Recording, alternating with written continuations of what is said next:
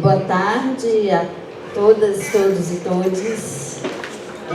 Com muita alegria que a gente vai dar início a mais um Quintas de Antropologia com Gesta. Nessa sessão de hoje, a gente tem um convidado muito especial, que é o professor Paulo César Horta Rodrigues. O professor Paulo Rodrigues é graduado em Geologia pela Universidade Federal do Rio de Janeiro, doutor em Mineralogia, Geologia Cristaloquímica pela Johannes Gutenberg Universität, na Alemanha. Atualmente é docente do programa de pós-graduação e pesquisador titular do Centro de Desenvolvimento de Tecnologia Nuclear, no Instituto de Pesquisa da Comissão Nacional de Energia Nuclear, aqui em Belo Horizonte, lotado no Serviço de Análise e Meio Ambiente.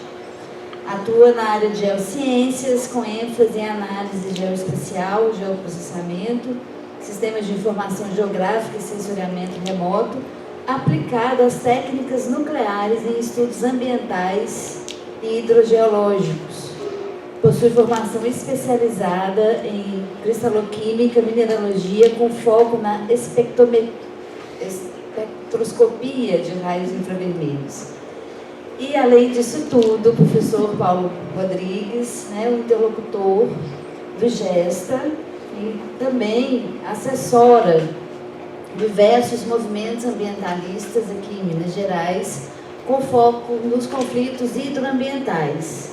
Em especial, o Movimento pelas Serras e Águas de Minas, o Movimento pela Preservação da Serra do Gandarela e o SOS Serra da Piedade, os dois últimos movimentos situados no quadrilátero ferrífero-aquífero, que será o tema aqui da palestra, Hidrogeologia no quadrilátero ferrífero-aquífero e sua relação com a segurança hídrica da região.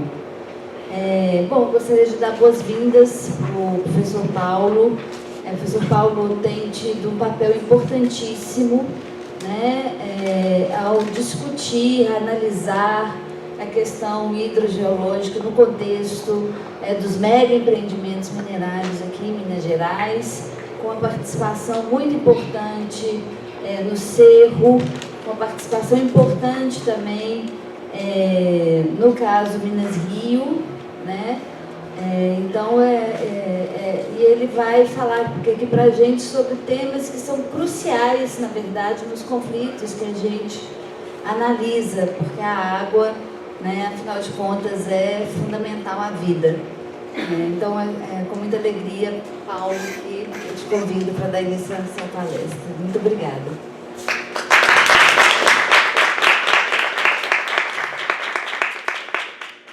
Boa tarde a todos. Antes de mais nada, muitíssimo obrigado, principalmente ao GESTA, na figura da professora Ana Flávia. Mais do que um prazer estar aqui, é um privilégio poder fazer essa apresentação para vocês. Eu tenho um conteúdo um tanto quanto longo, então eu não vou me ater a muitos detalhes, não. Eu só vou complementar uma coisinha bem pequenininha aqui, que eu esqueci na época de mencionar, que eu também sou integrante do EduMIT, que é um grupo de educação, mineração e território, coordenado pela professora Luciana Gianazzi, lá no departamento de geografia. Então é um grupo que também está muito ativo aqui dentro da UFMG, trabalhando principalmente na questão das barragens de rejeito, que nós já vimos falando há 15 anos, e foi preciso dois crimes ambientais da monta que ocorreram, para que a mídia principalmente se mobilizasse. Mas enfim, então estão aí as minhas credenciais, e eu vou falar rapidamente então a hidrologia no quadrilátero ferrífero-aquífero e a sua relação com a segurança hídrica de toda essa região. Então, serão alguns blocos. O primeiro será sobre a localização do quadrilátero ferrífero, o segundo bloco sobre a hidrogeologia. Não vou massacrar vocês com conteúdos muito técnicos. O terceiro bloco também um pouquinho sobre conceitos básicos da geologia do quadrilátero. O quarto bloco sobre singularidade do quadrilátero ferrífero, responsável pela sua riqueza hídrica. O quinto bloco, o paradoxo da sorte, que é onde acredito seja o mais importante de todo o conjunto, não é à toa que é pelo último. E, finalmente, as nossas conclusões. Bom, primeiro bloco, a localização do quadrilátero ferrífero, finalmente onde estamos, Estamos na cidade de Belo Horizonte? Muito bem, estamos. Estamos na região metropolitana de Belo Horizonte? Sim, estamos, nós aqui, né, essa sala, mas no quadrilátero, né? Quer dizer, qual é a nossa relação aqui da UFMG, né, do campus da Pampulha, em relação ao quadrilátero ferrífero? Eu acho que isso talvez seja bastante importante para nós contextualizarmos, porque é daí que advirão uma série de outras considerações. Bom, como nós vamos trabalhar aqui muito com mapas, né, e mapas trarão um conceito, uma visualização, principalmente do relevo, né? Então, falar sobre relevo é um pouco difícil quando o público não está familiarizado com alguns conceitos cartográficos, tá? Então, eu vou apresentar aqui apenas algumas coisas para vocês irem se habituando em termos visuais. Então, por exemplo, isso aqui é um relevo, tá, pessoal? Isso é um terreno, esse terreno existe. Aqui é a Serra do Gandarela. Alguém consegue ver uma serra aí? Não, né? Então, a gente usa um recurso complementar, que é colorir. Então, quando nós colocamos cores que são proporcionais à altitude do relevo, junto com essa textura de fundo, a gente começa a entender um pouquinho melhor do que significa a topografia. Então aqui, ó, agora fica um pouquinho mais fácil, nós entendemos que as partes mais escuras são montanhas, as partes verdes são vales e as partes intermediárias funcionam como, então, as encostas. Então, esse conjunto de cores a gente vai ver em muitos mapas daqui para frente, né? E é interessante você já ir habituando visualmente a essa cromatografia, né? Então, olha só, aqui está exatamente o quadrilátero ferrífero, ok? Então, nós temos aquele conjunto de cores que estão aqui, ó, né, que vai mais ou menos de 500 metros até 2.000 metros acima do nível do mar. A gente consegue ver uma textura, né, e a gente consegue ver também cores representando, portanto, a altitude do terreno, né? Então, se vocês observarem aqui, ó, essa forma que lembra mais ou menos, com um pouquinho de boa vontade, um quadrado, é exatamente o quadrilátero ferrífero, né? Então, o quadrilátero leva esse nome porque ele é formado por 4 linhas, aproximadamente no formato de um quadrado, ou seria, na verdade, um polígono de 4 lados, né? Nós temos ainda esse pedacinho daqui, ó, que é um apêndice do quadrilátero ferrífero, quase não se fala, mas pertence ao quadrilátero, e temos um pouquinho mais para cá ainda um outro pedaço que fica lá em Itabira, ok? Então, se vocês observarem aqui, a gente consegue ver, né, um quadrado formado, então, aproximadamente pelas montanhas, e aqui, ó, essa serra daqui é a Serra do Curral, essa pontinha daqui é a Serra da Piedade, essa daqui é a Serra da Moeda, essa daqui é a Serra de Itabirito, aqui é a Serra do Gandarela, aquele mapa anterior foi exatamente esse pedacinho daqui, aqui a gente tem a Serra do Caraça, onde temos o santuário, né? Aqui nós temos a Serra de Ouro Branco, e aqui é a Serra de Itatiaia-Sul. Ok? Então isso é só para ter uma ideia mais ou menos de onde estamos em termos geográficos. E entendemos por que chama quadrilátero. Tá aí. E por que ferrífero? Porque, né, é uma região que foi muito rica em minério de ferro, hoje bem menos, né? E então, pela sua abundância de minério de ferro e pela sua forma geográfica, forma topográfica, levou o nome de quadrilátero ferrífero. E aqui, ó, eu vou superpor na mesma escala, eu vou para frente, vou para trás, observe que o mapa não muda, apenas eu estou sobrepondo os limites de Belo Horizonte. Esses municípios daqui são os municípios que integram a região metropolitana, né, e a parte cinza é o colar metropolitano da região metropolitana de Belo Horizonte, né? Então, é muito interessante esse mapa, observar que nós estamos, né, Belo Horizonte, no centro, evidentemente, da região metropolitana, mas nem tudo que pertence ao quadrilátero ferrífero pertence à região metropolitana ou mesmo ao colar metropolitano. E muitos municípios que pertencem tanto à região metropolitana como ao colar não dialogam diretamente com o quadrilátero ferrífero. Ok?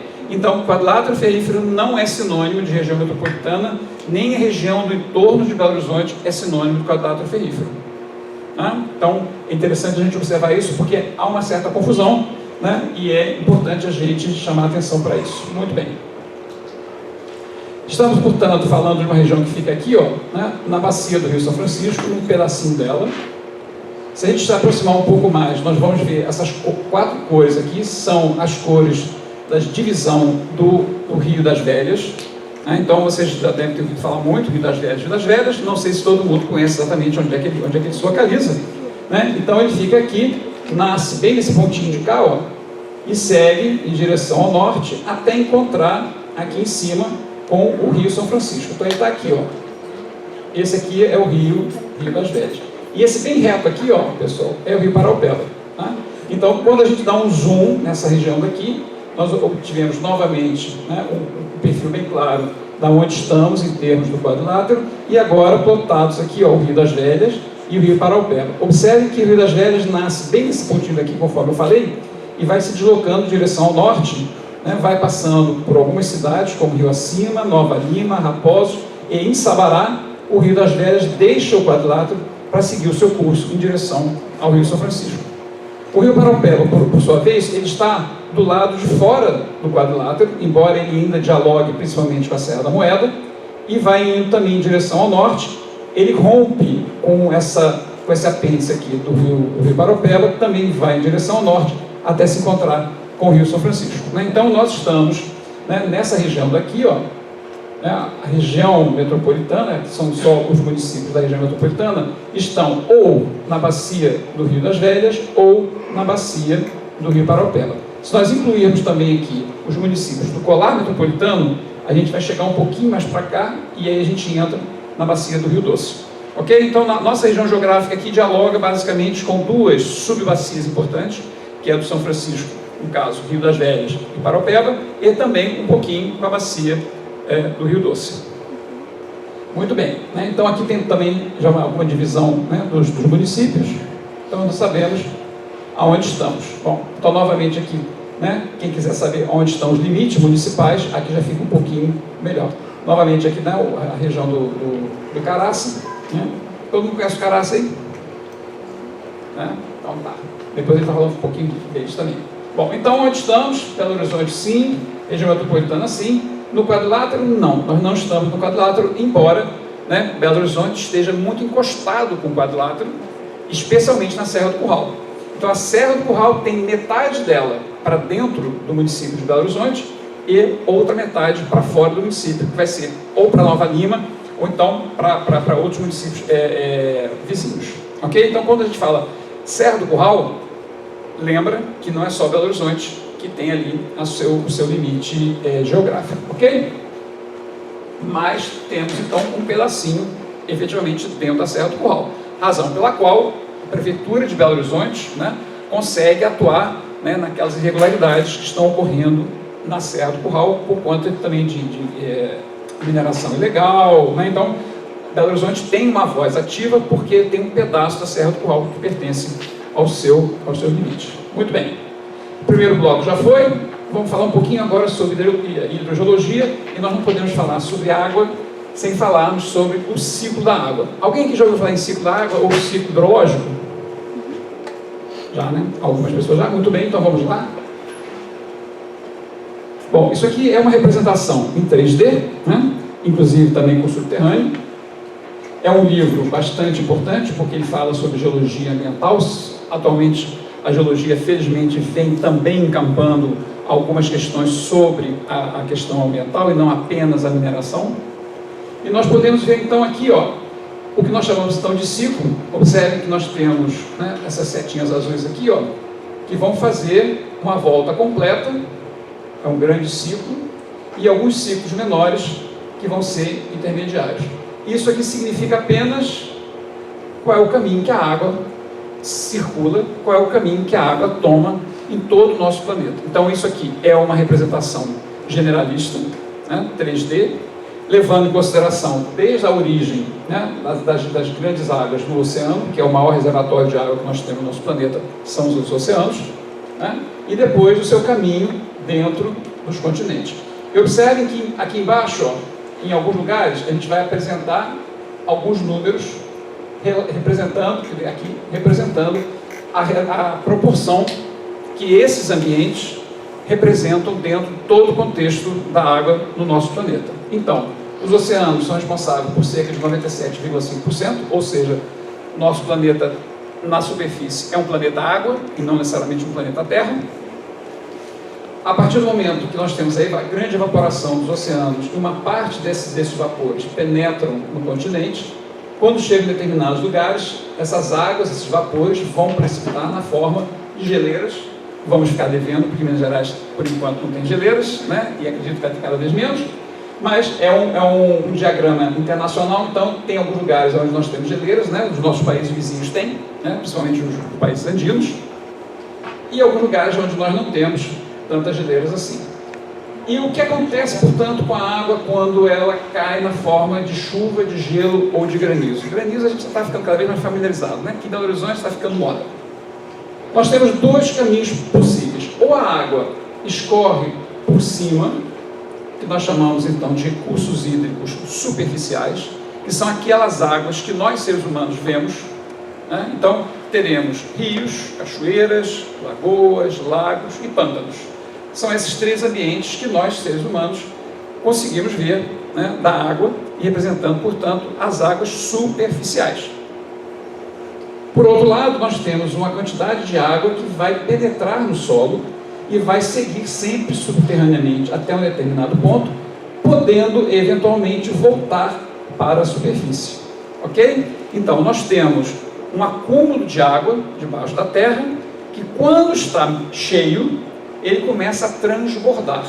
E os pontos aonde esse transbordamento ocorre, nós conhecemos como fontes d'água nascentes, né? Então, são os olhos d'água, são aqueles lugares onde a água brota, na nossa percepção, do nada, mas na realidade essa água vem de contribuição das chuvas, que por sua vez vieram dos oceanos, etc., né?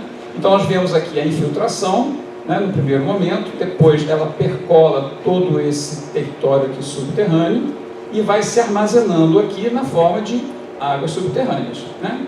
Se Minas Gerais tivesse litoral, lamento, eu sou carioca, eu tenho, você não tem, paciência, aceita que dói menos, né? Se Minas Gerais tivesse um mar, nós veríamos então um ciclo completo. Então Minas Gerais fica mais ou menos nesse âmbito daqui, né? Não obstante, existem então ciclos menores, né, que fazem parte desse ciclo maior. Muito bem.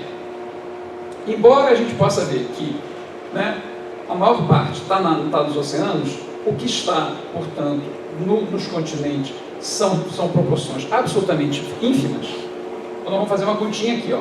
Oceanos, atmosfera. Só estou trazendo para cá, pessoal, esses números que estão dispersos ali em cima. Geleiras, rios, que são as águas superficiais e lagos, águas subterrâneas, fechando aqui mais ou menos em 100%, porque essa é mais ou menos a conta que se pode fazer. Então, embora a gente perceba, né, olhando de cara aqui, que os oceanos são absolutamente senhores das águas, quando nós observamos só as águas superficiais e as águas subterrâneas, ficamos também com percentuais absolutamente ínfimos, porém, e aí é uma das informações mais importantes que eu gostaria que vocês lembrassem daqui para sempre. A relação entre eles há cerca de 40 vezes mais água no subsolo do que na superfície. Essa é uma mágica que a natureza faz, que nos possibilita, por exemplo, durante o período de seca, ou seja, durante o período em que as chuvas não caem, ela passa a responsabilidade para as águas subterrâneas. E as águas subterrâneas assumem esse papel e são capazes de manter rios ainda funcionais, mesmo em épocas de seca. Então, esse é um grande mistério, né, que a gente normalmente não para pensar, é como é que um determinado rio continua a funcionar, continua tendo água, mesmo quando a gente até está com o risco de ficar sem água para beber, né? Então, é esse sistema, é essa proporção que existe, facilitando ou viabilizando essa segurança hídrica. Onde é que está a mágica?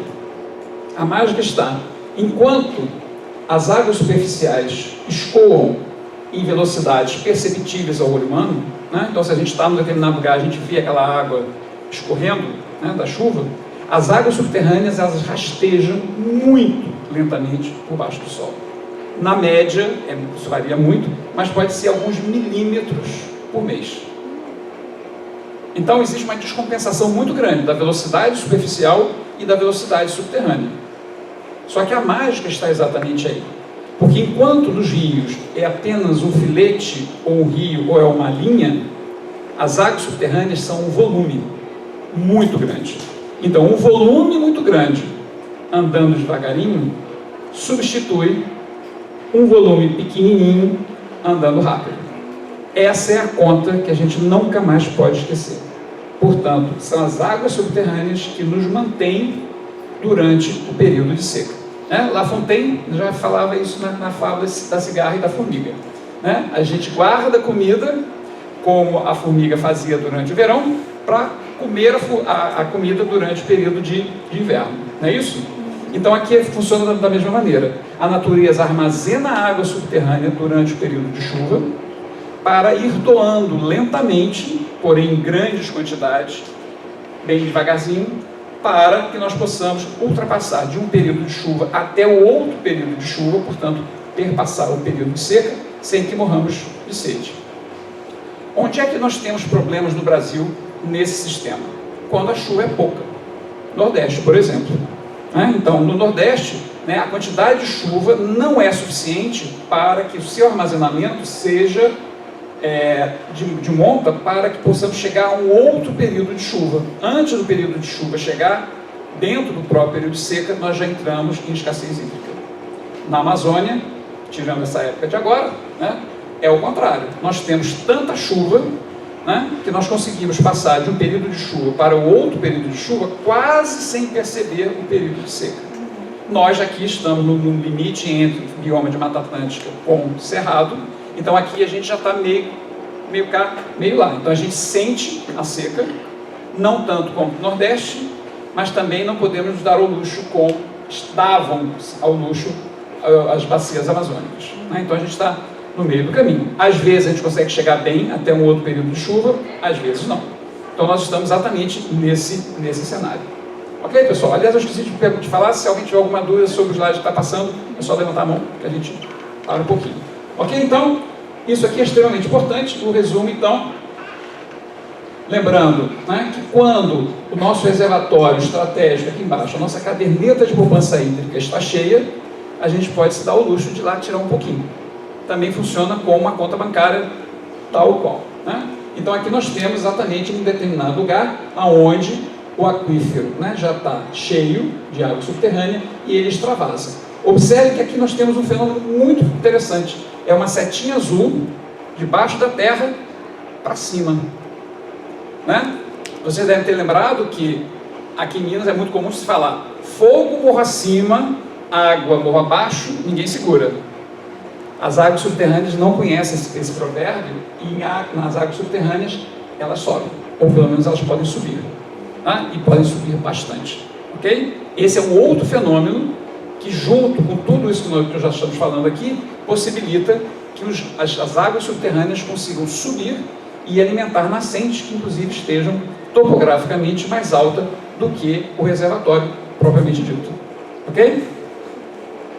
Muito bem, então nós temos 4 conclusões muito importantes até então. Toda a água dos continentes vem inicialmente da precipitação, então isso é extremamente importante.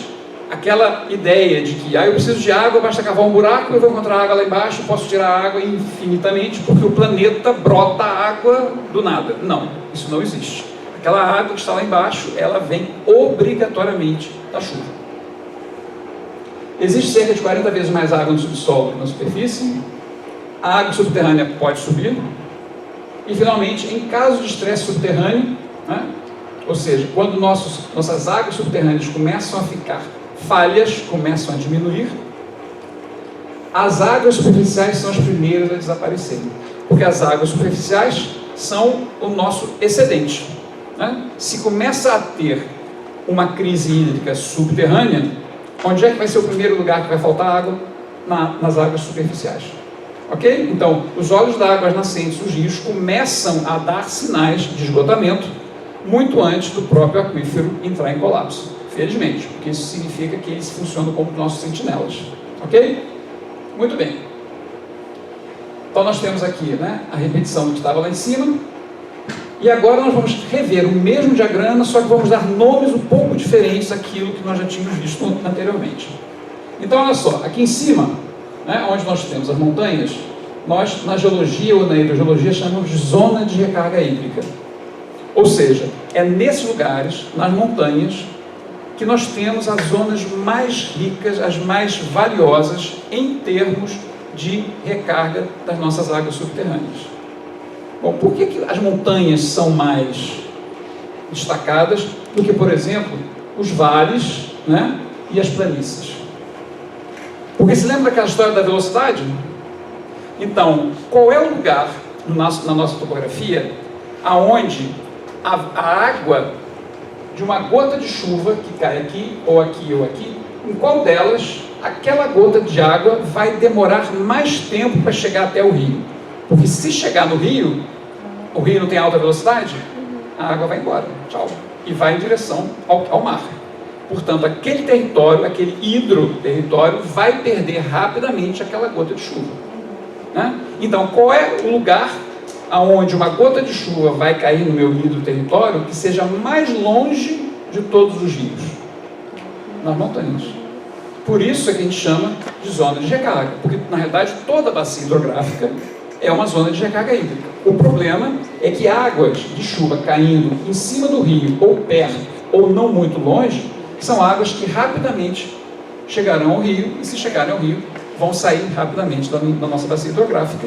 Vai ser muito bom para os territórios depois, mas para esse território onde a chuva caiu, essas águas estão, entre aspas, perdidas. Então, quanto mais longe nós estivermos, né, do nosso fluxo superficial, mais importante essas águas de chuva serão para o processo de recarga hídrica.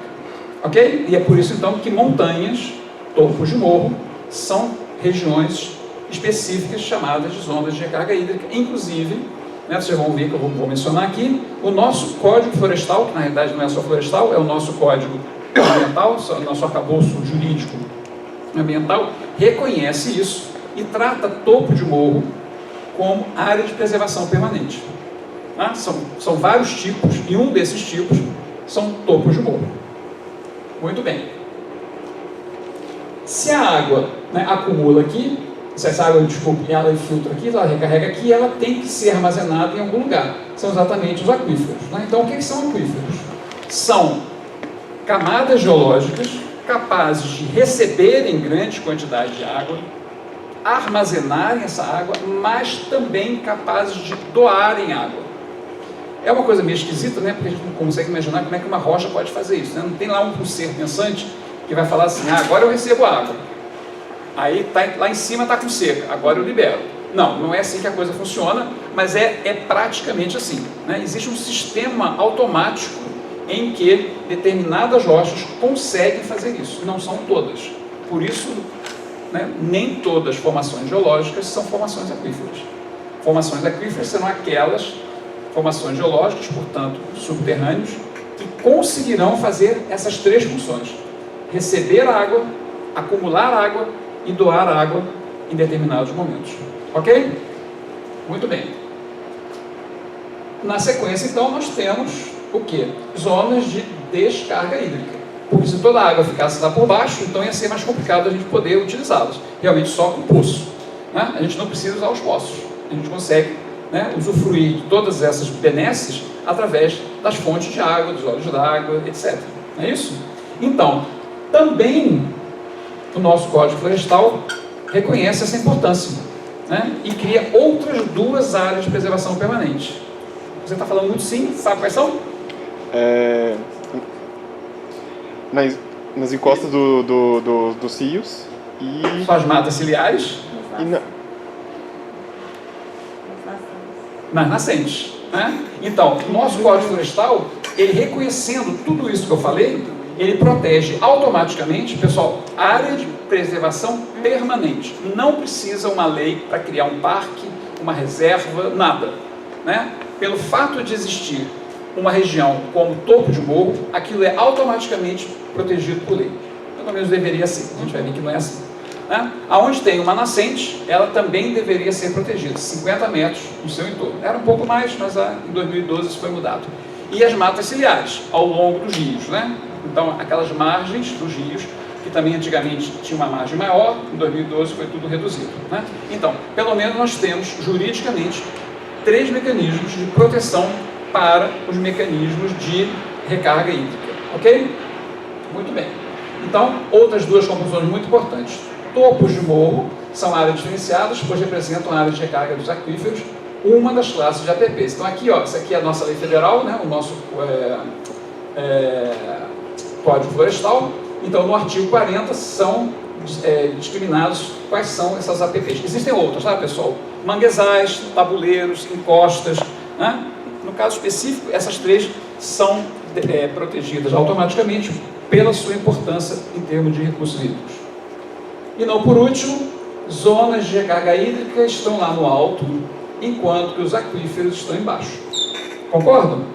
Aquíferos muito importantes, bastante conhecidos de nós.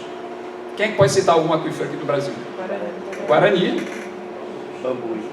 Bambuí. Já foi bem mineiro. Aquífero amazônico, Alter do Chão. Quem já ouviu falar no aquífero Alter do Chão? Né? Ele, em termos de volume d'água, ele é maior do que o aquífero Guarani. Tá? Só para vocês terem uma ideia da potência que fica lá na Amazônia. É um dos sub-aquíferos do sistema amazônico. Aquífero também do Rio Parnaíba. Então nós temos vários aquíferos. Não somente nós, mas o mundo inteiro tem aquíferos. E esses aquíferos, por razões óbvias, estão onde? Debaixo da terra e regiões mais profundas. Né? Não é o lençol, né? O lençol é esse limitezinho aqui, ó. Isso aqui é o lençol. Tá? É um termo um pouco ingrato, porque as pessoas falam assim, porque isso aí vai poluir o lençol. Não, o lençol ele é uma superfície, não é um volume. Você pode poluir a água subterrânea, mas o lençol ele é apenas uma superfície que pode subir em tempos de chuva, em tempos de cheias, e descer em tempos de seca. Então é só uma superfície, ok? Mas muitas pessoas falam, a gente não vai ser tão exigente aqui. Então o importante a gente salientar, né, que os aquíferos ficam aqui embaixo, enquanto que as zonas de recarga ficam lá em cima. Ok? Então tem 2 coisas que eu gostaria que vocês nunca mais esquecessem na vida. Água subterrânea 40 vezes mais do que a água superficial e que os aquíferos ficam lá embaixo, enquanto que as zonas de recarga ficam lá em cima. Ok? Muito bem. Geralmente a sociedade não vê, né? Então é preciso visibilizá-las. Resiliência hídrica, ou seja, a capacidade que um determinado território tem de suportar, né, todos os embates hídricos, todas as adversidades hídricas. Então essa é a capacidade de resiliência. Ou seja, a segurança hídrica de um território é determinada muito mais pela integridade dos seus aquíferos, portanto a segurança de suas águas subterrâneas, do que pela segurança de suas águas superficiais. Concordam comigo? As águas superficiais são uma consequência das águas subterrâneas, né? Então a gente vai ver isso aqui, ó.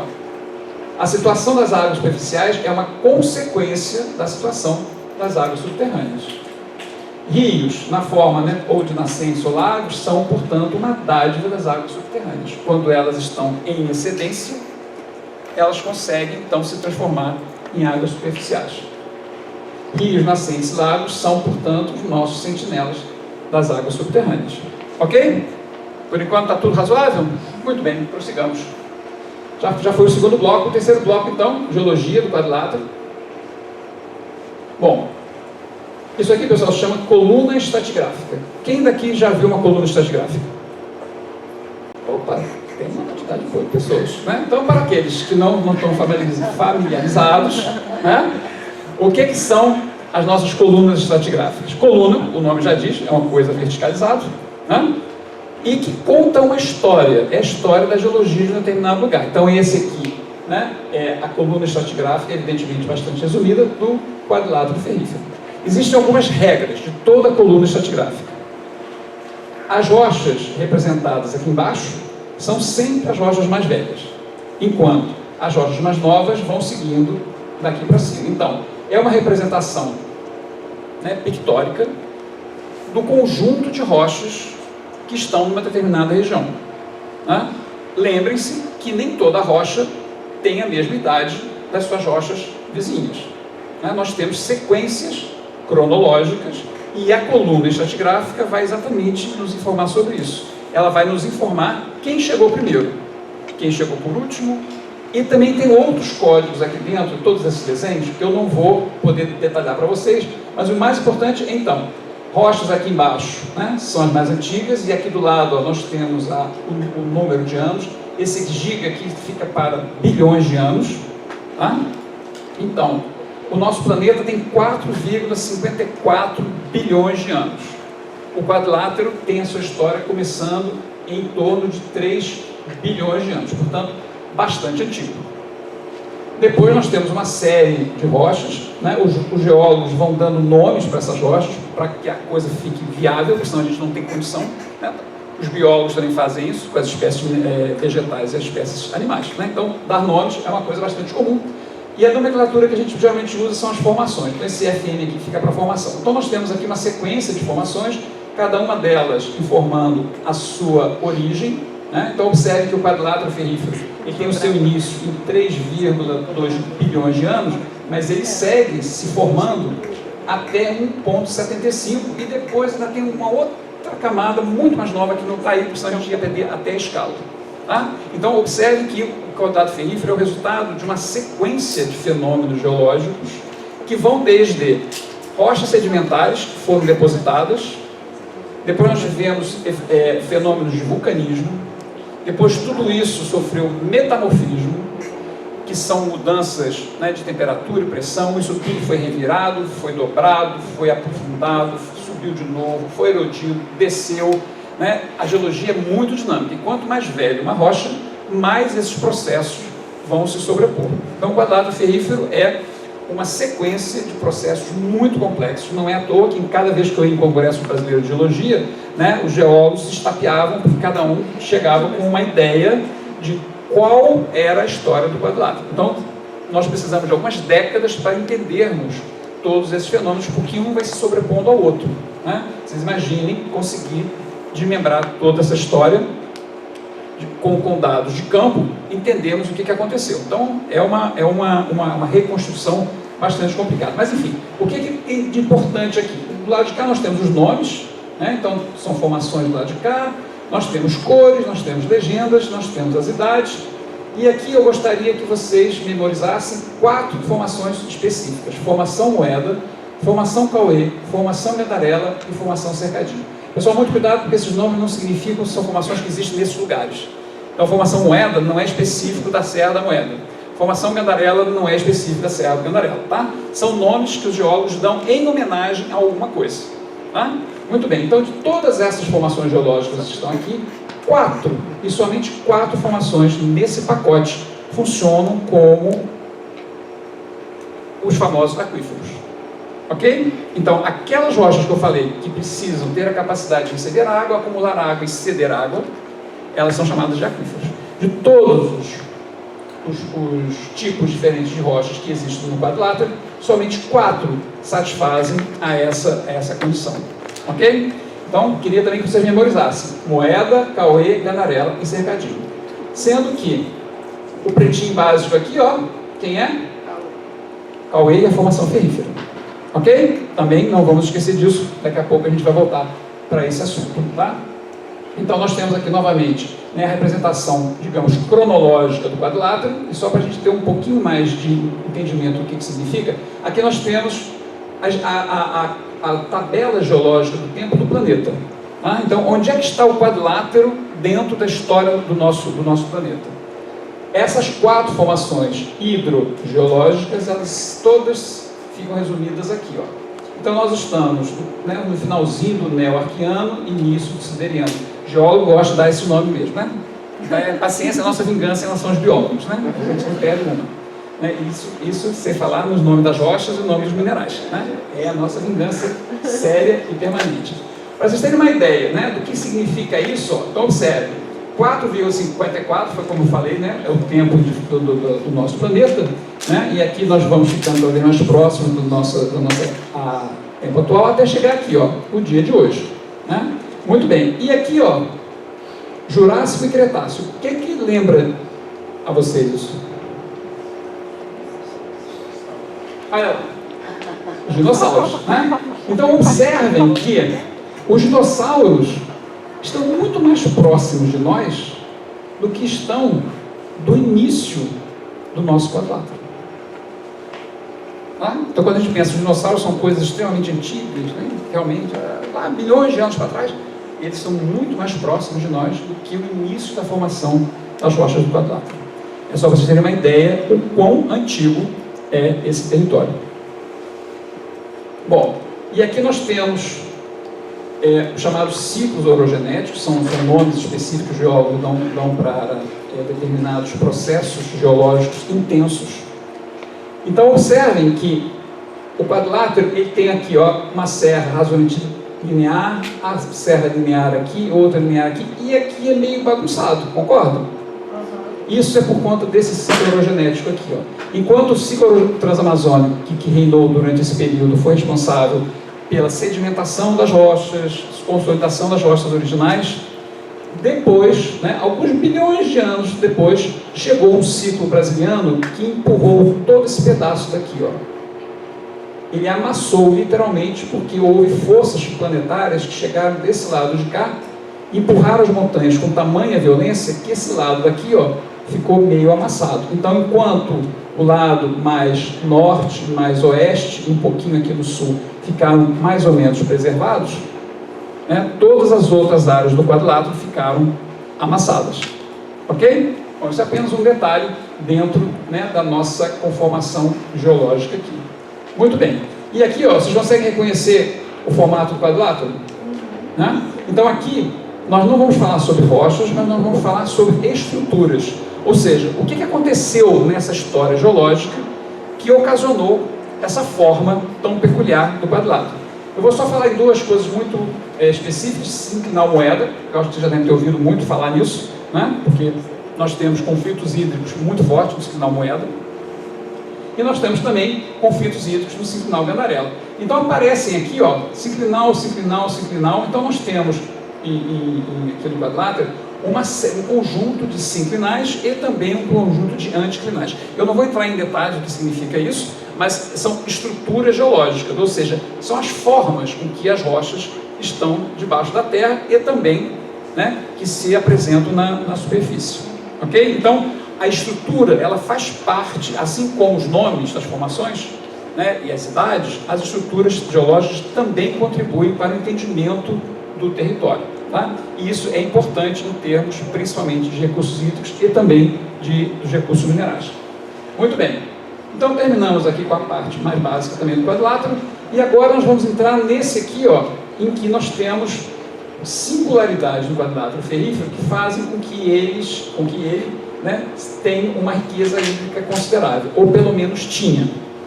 Então nós vamos entender agora como é que o quadrilátero ele se justifica por ter uma singularidade hídrica tão grande em relação a outros territórios. Bom, essa tabelinha aqui, pessoal, é uma tabelinha que eu compus a partir de muitos estudos, e eu fui entendendo assim, o que causa, o que propicia, o que viabiliza o quadrilátero ter essa riqueza hídrica. Então, se vocês se lembram daquele diagrama com a evaporação do ciclo da água, tudo não começa com a chuva? Então, vamos começar pela chuva também. Então, no quadrilátero, nós temos uma disponibilidade hídrica acima do comum. E nós teremos também outras 6 condicionantes que, simultaneamente, somando, portanto, 7, vão assegurar uma riqueza hídrica tão diferenciada. Então, nós vamos começar primeiro só com essa linha daqui, chuva. Isso aqui é uma imagem de satélite. Vocês conseguem reconhecer novamente o quadrilátero aqui? A diferença é que isso aqui não é um mapa, tá, pessoal? Isso aqui é como se fosse uma fotografia tirada do espaço. Ok? E aí o que a gente consegue reconhecer, As zonas urbanas, que estão aqui nesse rosa. Nós conseguimos ver as montanhas, que estão nessas cores mais escuras. As cores verdes são as áreas reflorestadas. E as áreas pretas são os reservatórios de água. Ok? Então isso aqui é a cara do nosso território, visto do espaço, como se fosse uma fotografia. Tá? Não é exatamente uma fotografia, mas é muito, muito parecida como tal. Ok? A serra aqui do Caraça, novamente aqui a Serra do Curral, aqui está o santuário da Serra da Piedade, etc. Muito bem. Observe então que nessa data aqui, 8 de agosto de 1996, as chuvas que vêm trazidas ainda do oceano, portanto Minas Gerais, apesar de não ter litoral, ainda recebe quantidades consideráveis de umidade do oceano. e o oceano está para o lado de cá. Então essas nuvens chegam e fazem o que aqui, ó? Elas são barradas. Barradas por quem? Pelas montanhas. Né? Então nós temos verdadeiros barramentos, né, topográficos, que fazem com que toda aquela nuvem que vinha chegando e trazendo a umidade pare ali. Né? Só que quando ela para, ela também começa a chover. Então nós temos desse lado daqui, ó, quantidades consideráveis de chuva. Ah, Paulo, mas foi só em agosto de 96? Não. Agosto de 90, olha aqui, ó, a região dessa aqui, ó, do quadrilátero lado leste, bloqueando as chuvas. Aqui também, aqui também, aqui também, aqui também, aqui também, aqui também, aqui também, aqui também, aqui também, aqui também. E observe que pode ser anos diferentes, pode ser em agosto, que é época de seca, pode ser em fevereiro, que é época de grandes chuvas, ou seja, ao longo de todas as décadas, nós temos chuvas vindo do leste, vindo, portanto, do Oceano Atlântico, que asseguram que essa região leste do quadrilátero receba quantidades generosas de chuva. Então, né, dentro daquele ciclo hidrológico, nós já vimos que o primeiro está satisfeito. Para não dizer que eu sou tendencioso, tem, por exemplo, mais algumas, né, mais 6, mostrando novamente aqui o limite da serra. Quem é que sabe quem é essa serra daqui, pessoal? Serra do Candarela. Ah? Então a Serra do Candarela é um grande obstáculo topográfico que faz com que haja uma profusão de chuva do lado de lá. Ok? Não se estranhe essa coloração lá. Isso aqui é a imagem satélite. O satélite precisa de certos ajustes. Tá? E eu não fiz esse ajuste para cá, porque senão ia demorar muito tempo. Não, o importante é apenas essa limitação aqui, que esse conjunto de serras do leste, né, propicia em termos de segurar as chuvas do lado de lá. E aqui, pessoal, é uma fotografia de dentro do quadrilátero para a Serra do Candarela. Né? Então, se o que eu falei é verdade, olha lá, as nuvens todas lá. Isso aqui é a Serra do Candarela e aquelas nuvens estão tentando ultrapassar. Há pouquíssimo tempo nós tivemos, eu acredito que vocês tenham recebido pelo WhatsApp, né, uma chamada cachoeira de nuvem, não é isso? Foi na Serra do Curral. Né? Então a Serra do Curral chegou a pegar um restinho dessas nuvens vindo do leste. Né? Então observe que quando a nuvem ela ultrapassa, ela desce, ela não continua para baixo não. Ela vai se dissolvendo ali. Então é um ultrapassar permanente. Né? E quando ela sobe, né, aí são questões da termodinâmica, né? Ela chove, uma parte consegue ultrapassar, mas depois ela não consegue se manter. Então ela meio que se dissolve. Ok? Então é esse fenômeno que acontece exatamente aqui na Serra do Candarela, né? Ana Flávia, então, integrante do nosso movimento. E aqui nós temos, né, novamente, a figura do quadrilátero. E aqui, pessoal, são estações meteorológicas, ou seja, são estações onde são medidos vários parâmetros. Um deles é a quantidade de chuva. Tá?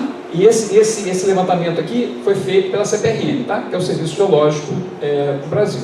Então observe, eu botei essas bolinhas aqui, proporcionais do tamanho delas, à quantidade de chuva que elas registram. Então o lugar que mais chove, ó, é essa região daqui, ó, que está lá na Serra do Colégio de Caraça. Né?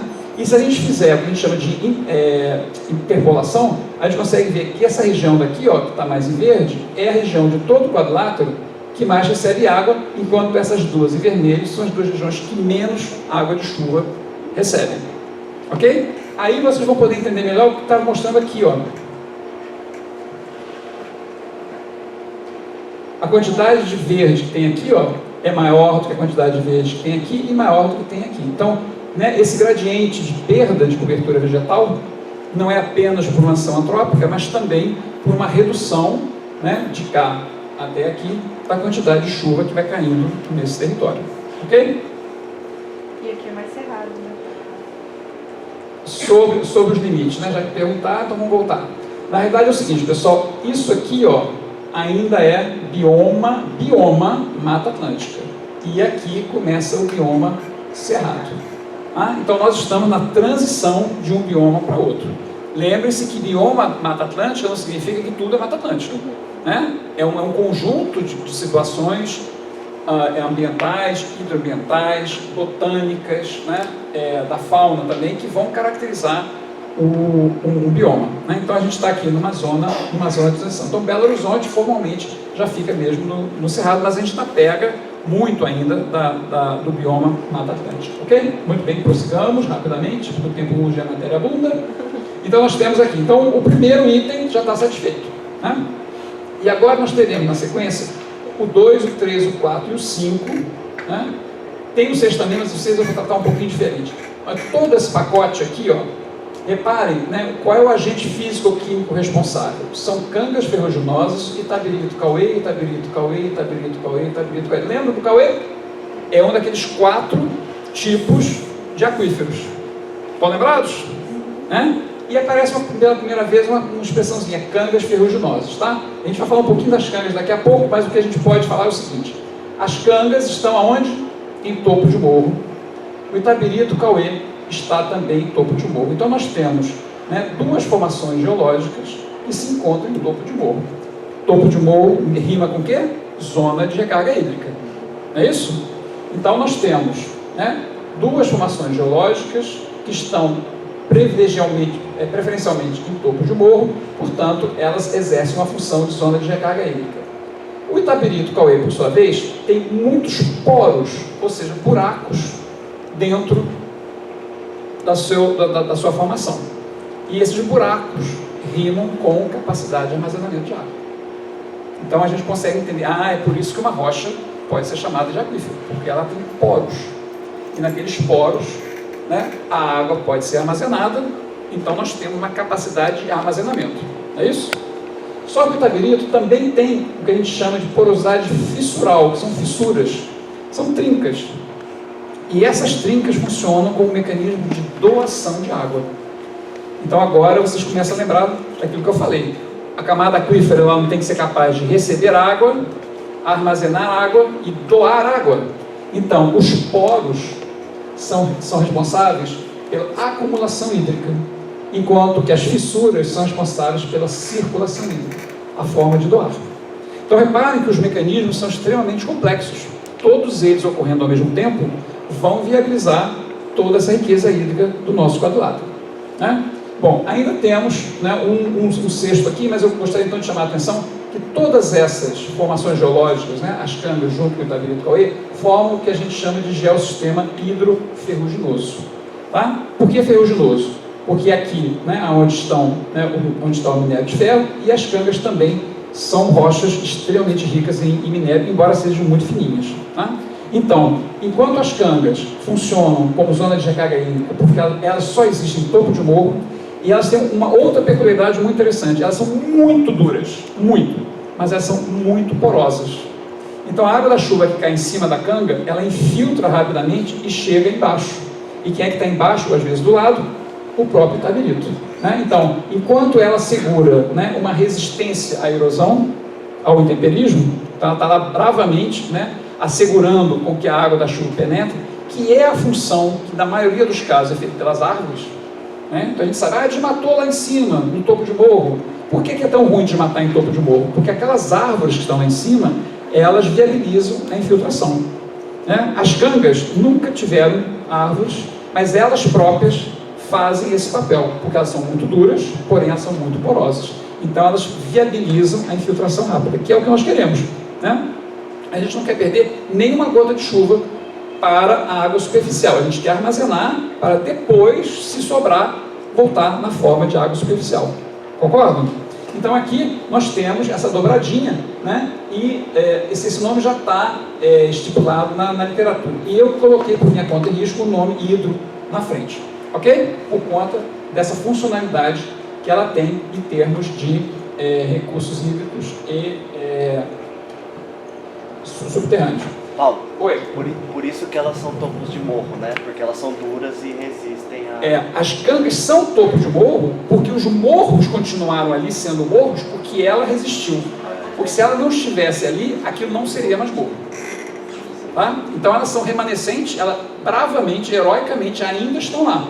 Mas durante muito tempo, muitas delas já foram embora por processos naturais. Aonde elas foram embora, hoje já não é mais topo de morro, ou então acabaram de ser há muito pouco tempo. Ok? Então, quem assegura topo de morro no quadrilátero, em grande parte, são as cangas. Tá? Então aqui, ó, olha a canga aqui, ó. A canga está aqui em cima. Reparem que eu tenho um pacote, né?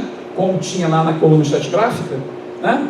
E eu falei, tem uma outra camadinha que não aparece aqui, porque senão ia dar uma distorção na cronologia. São as cangas que estão aqui por cima, ó, que elas são muito mais modernas do que todo esse pacote que tem aqui, tá? Então isso é apenas um esclarecimento também, que a gente chama de bloco de diagrama, né? Onde aparecem todas as camadas, ou quase todas as camadas aqui do quadrilátero, em especial aqui o tabirito, ó. E vamos dar uma olhadinha para ver o que significa isso aqui, ó. Essa bolinha branca com uma setinha torta. São surgências. Surgência é um outro nome para nascente, tá? Então observem, a canga está ali em cima, ela propicia uma rápida infiltração, a água da chuva entra, chega aqui. Aqui embaixo nós temos uma camada não hidrogeológica, ou seja, uma camada não aquífera. O que acontece então com a água da chuva que ela cai? Ela é armazenada aqui. Quando o aquífero está cheio, ela começa a transbordar na forma de nascente. Então observe, as nascentes um pouquinho mais para cima são nascentes pequenas, nascentes um pouquinho mais para baixo, ainda dentro dessa formação geológica, são nascentes maiores. Ok? Observe, pessoal, que isso aqui não é meu não, tá? Isso aqui faz parte de uma publicação e, muito importante, né, o IBRAM, que é o Instituto Brasileiro de Mineração, ele reconhece tudo isso, né, e dá conta de que o Itabirito, né, é, dentre aquelas 4 camadas hidrogeológicas, a mais importante de todas as 4. Né? Então, dentro de todo o pacote, que a gente chama de pacote geológico, apenas 4 no quadrilátero, apenas 4 são aquíferos. E dentre essas 4, o Itabirito Cauê responde por 80% das 4. Ok? Então, se vocês perguntarem, Paulo, quem é a vedete hidrogeológica do quadrilátero? Formação Cauê, junto com as cangas. Ok? Muito bem, sigamos. Para quem não conhece cangas, vocês vão ficar um pouco decepcionados, tá? Eu também era. Eu estudei geologia, canga era lixo. Não serve para nada. Né? Mal sabia eu. Pessoal, essa estrada daqui, ó, é a estrada que vai do Jardim Canadá, passa por aqui e vai para Casa Branca. Ó. Aqui é a saidinha para Casa Branca, depois desce aqui e vai lá para baixo, ok?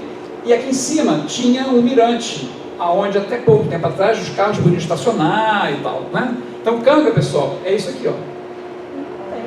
Essa casquinha que está aqui em cima.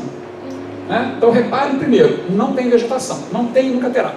A pouca vegetação que tem em cima de cangas são remanescentes vegetais extremamente eróicos, porque a temperatura das cangas pode chegar a 70 graus centígrados durante o período de sol. Né?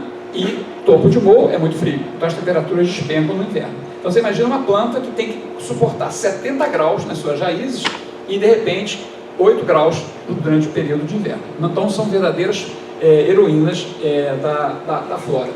E observem aqui o que eu falei, ó, aonde a canga já foi embora, o que acontece? Erosão.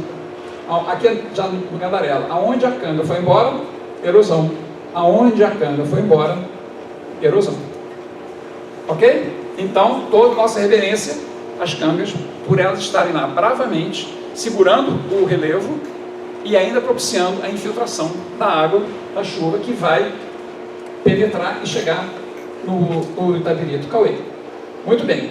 E temos aqui, ó, uma última questão que dialoga ainda com o geossistema ferruginoso, é que, embora o Cauê seja essa rocha tão fabulosa, né, ela não é horizontal, ela é quase vertical. Tá? Você lembra aquelas estruturas que eu falei do sinclinal? Eu falei que o sinclinal é importante por conta das questões hídricas, porque no sinclinal a gente tem um abaulamento das camadas geológicas de tal forma que as bordas podem ficar muito verticalizadas. Então, os sinclinais são exatamente essas formações que ficam nesse formato. Então, as abas, elas são formações geológicas muito verticalizadas. E o Cauê está dentro desse pacote. Tá? Então, embora a espessura do Itabirito Cauê possa chegar em torno de 400 metros, que é daqui até ali, né? Em profundidade, eu posso chegar a 1 quilômetro que eu ainda consigo tirar água subterrânea, o que é absolutamente incomum e a gente vai entender por que isso ocorre. Ok? Muito bem. E aqui, ó, está a comprovação. Esse mapa fui eu que fiz, esse mapa não existe em nenhum lugar, aonde eu coloco, aonde estão, né, os ângulos dessas camadas. Aonde está em verde, são camadas ou horizontais ou até 40 graus. Pessoal, 40 graus para geologia já é muito íngreme, tá? Muito. E em vermelho estão ângulos que vão de 40 graus a vertical. Então, tudo que está em vermelho aqui, ó, são camadas verticalizadas. As cangas, elas estão, ó, em azul. Elas são horizontais, sim, mas elas são só uma casquinha. Então, o que está por baixo desse azul também é muito verticalizado. Ok? Então, o que nós temos no quadrilátero é um conjunto de rochas extremamente verticalizadas. E algumas delas funcionando como aquíferos. Então, aqui nós temos, novamente, né, uma junção. A gente vai ver esse mapa um pouquinho mais detalhado. Aqui nós temos a Serra do Gandarela, né, aqui está a curva da Serra do Gandarela. Nós temos o Itabirito Cauê nessa formação mais avermelhada, e as cangas, ó, nesse mais alaranjado aqui. Ó. Tá, isso aqui é o mapa também da CPRM. E se fizermos um perfil aqui, ó, cortando esse terreno e colocando, né, na forma, né, de profundidade, a gente vai ver aqui, ó, o Itabirito Cauê e aqui, ó, a casquinha da canga. Ok? Então é realmente um nada, mas é um nada que sem ele o mundo ia acabar. Ok? Então vocês imaginem, né, que esse mecanismo que existe aqui, ó, propicia a infiltração da água. E todas essas camadas daqui, ó, do Itabirito, propiciam então o armazenamento e dependendo a distribuição e a recondução. Pois não? Esse é o interesse das mineradoras. A gente vai chegar lá. Segura que a gente vai chegar lá. Tá? Bom. E não por último, nós temos o seguinte: nada adiantaria toda essa riqueza. Concordam comigo que até aqui a gente está falando em quantidade de água? Nada adiantaria se essa água não fosse de boa qualidade. Né? Então, o Nordeste também tem muita água subterrânea. O problema é que a água do Nordeste, por chover pouco, é água salobra. Né? Então, o que é água salobra? É aquela água que consegue dissolver a rocha e os sais da rocha passam para a água. Né? O Itabirito Cauê, além de todas essas maravilhas, é um tipo de rocha altamente resistente ao ataque químico da água. Ele não se deixa dissolver. Né? Então, ele é formado pelo minério de ferro, né, um óxido de ferro, e pelo quartzo. Esses dois minerais, eles não se dissolvem facilmente na água. Então, a água pode ser armazenada dentro do aquífero Cauê sem maiores problemas, porque essa água nunca vai dissolver, né, o seu recipiente. Ok? Então, enquanto do número 1 ao 6 nós temos assegurado a quantidade, o número 7 assegura a quantidade. Então, vocês observem que foi preciso que a natureza fizesse 7 fenômenos simultaneamente, porque se um deles falhar, a coisa vai para o buraco. Né? Quando as 7 condicionantes funcionam simultaneamente, nós conseguimos ter no quadrilátero uma grande profusão de água. Se é verdade que o quadrilátero tem uma grande profusão de água, é verdade, e vocês vão entender, porque o quadrilátero tem cachoeiras quase no topo de morro. Quem é que conhece as cachoeiras do quadrilátero? Cachoeira não é para ficar lá em cima, porque não tem água suficiente para uma cachoeira, né, lá em cima. Essa água está vindo de onde? Né? São Pedro tem uma torneirinha especial só para regar as cachoeiras? Não. Né? A cachoeira fica mais ou menos no meio do caminho, né? Que são rios que passam por uma quebra de relevo muito brusco. Né? Então, nessa quebra, a gente tem uma cachoeira. Esse é o normal. Concordam? Mas no quadrilátero, a gente tem cachoeiras lá em cima. E a gente vai começar a entender por que isso pode ocorrer lá. Bom, passamos aqui as singularidades, agora vamos ver exatamente isso aqui, ó. Paradoxo da sorte. Paradoxo da sorte é o abastecimento puro de água de Belo Horizonte, de municípios do seu entorno, né? E a singularidade de quadrilátero ferrífero responsável pela sua segurança hídrica. Todo mundo está lembrado desse mapinha, né? Era de guerra, quadrilátero, as montanhas, né? O relevo, as cores, dando né? A sensação de altitude. E aqui, ó, eu vou colocar uma coluna estratigráfica, porém focada apenas naquelas 4 formações hidrogeológicas, acompanhados da canga lá em cima. Então, bem separadas, porque as cangas, conforme eu falei, são muito mais modernas do que as 4 outras formações. Ok? E eu coloquei em tons de azul, cada vez mais fortes, aquelas que são mais importantes em termos de água.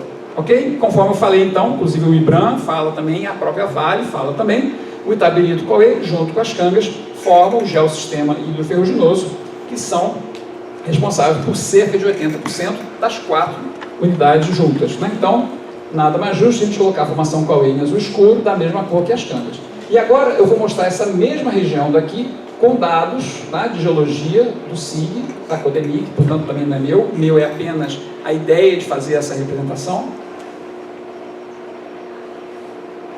O que vocês acham de interessante que tem entre esse mapa e esse mapa, quando do lado de cá a gente representa as formações geológicas coloridas somente para aquelas que funcionam também como aquíferas e em tons de azul proporcional à sua importância em termos de quantidade de água. O que tem de semelhante entre esse mapa daqui e esse mapa daqui? Densidade da cor. É o formato, né? Então, do lado de cá a gente tem a serra, né, da Moeda, do lado de cá a gente tem um azul acompanhando o cume da Serra da Moeda. Do lado de cá a gente tem a Serra de Itabirito, do lado de cá nós temos também a cor azul formando o mesmo, ou acompanhando a mesma forma, né? A Serra do Curral, aqui a Serra do Gandarela, aqui está a Serra do Gandarela, aqui nós temos outras serras aqui do quadrilátero, a única exceção é a Serra do Caraça, tá? Serra do Caraça é uma outra história, ok? Serra do Caraça não tem a formação Cauê, tá? E é por isso que não se minera dentro do Caraça, tá? Porque se tivesse ferro lá, o Caraça já tinha sido minerado, né? Lindamente. Bom, pessoal, o que rima com topo de morro, área de recarga hídrica? E o que no quadrilátero nós temos em zonas de recarga hídrica? As cangas e o Tabirito Cauê. Mas o Tabirito Cauê não é um aquífero? Aquífero não é em fundo de vale? Aquífero amazônico, né? Aquífero Guarani, aquífero Bambuí, né? Não era tudo em fundo de vale? Nós temos no quadrilátero algo que não existe em outro lugar do planeta, que é o aquífero que devia estar lá embaixo, ele estará encarapitado lá em cima, na zona mais nobre, aonde nós temos a zona de recarga hídrica. Mas por que debaixo dele tem o filito mais impermeável? O filito é mais impermeável, né? Já temos o nome aqui. Aquela camadinha que eu mostrei anteriormente, né, que segura a água, é o filito, né? Então o filito é uma formação geológica, não permite a passagem de água, então ele segura a água ali. Ok? Vocês entenderam, pessoal, a riqueza que nós temos aqui? Nós temos uma coincidência, além daquelas 7, ou talvez aquelas 7 sejam a consequência dessa riqueza, nós temos um aquífero que tinha que estar lá embaixo, recebendo as águas que vinham da zona de recarga.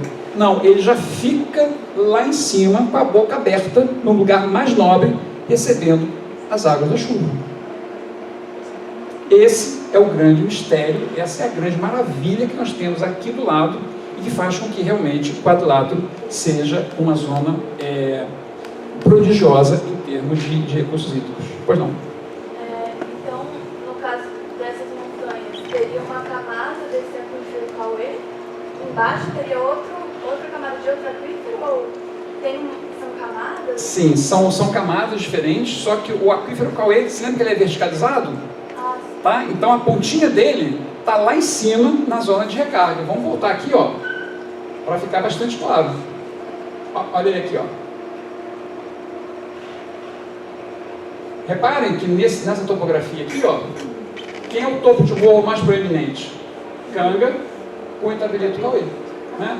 Chove aqui, chove também, foi aquilo que eu falei, mas nada se compara com a importância que o topo de morro tem em relação às áreas vizinhas. Né? Então nós temos, né, o aquífero Cauê aqui em cima, e aquela história, pessoal, se a água entrou aqui, aí ela vai penetrar e vai se acumular ali embaixo. Né? O grande problema é ela conseguir entrar na formação geológica.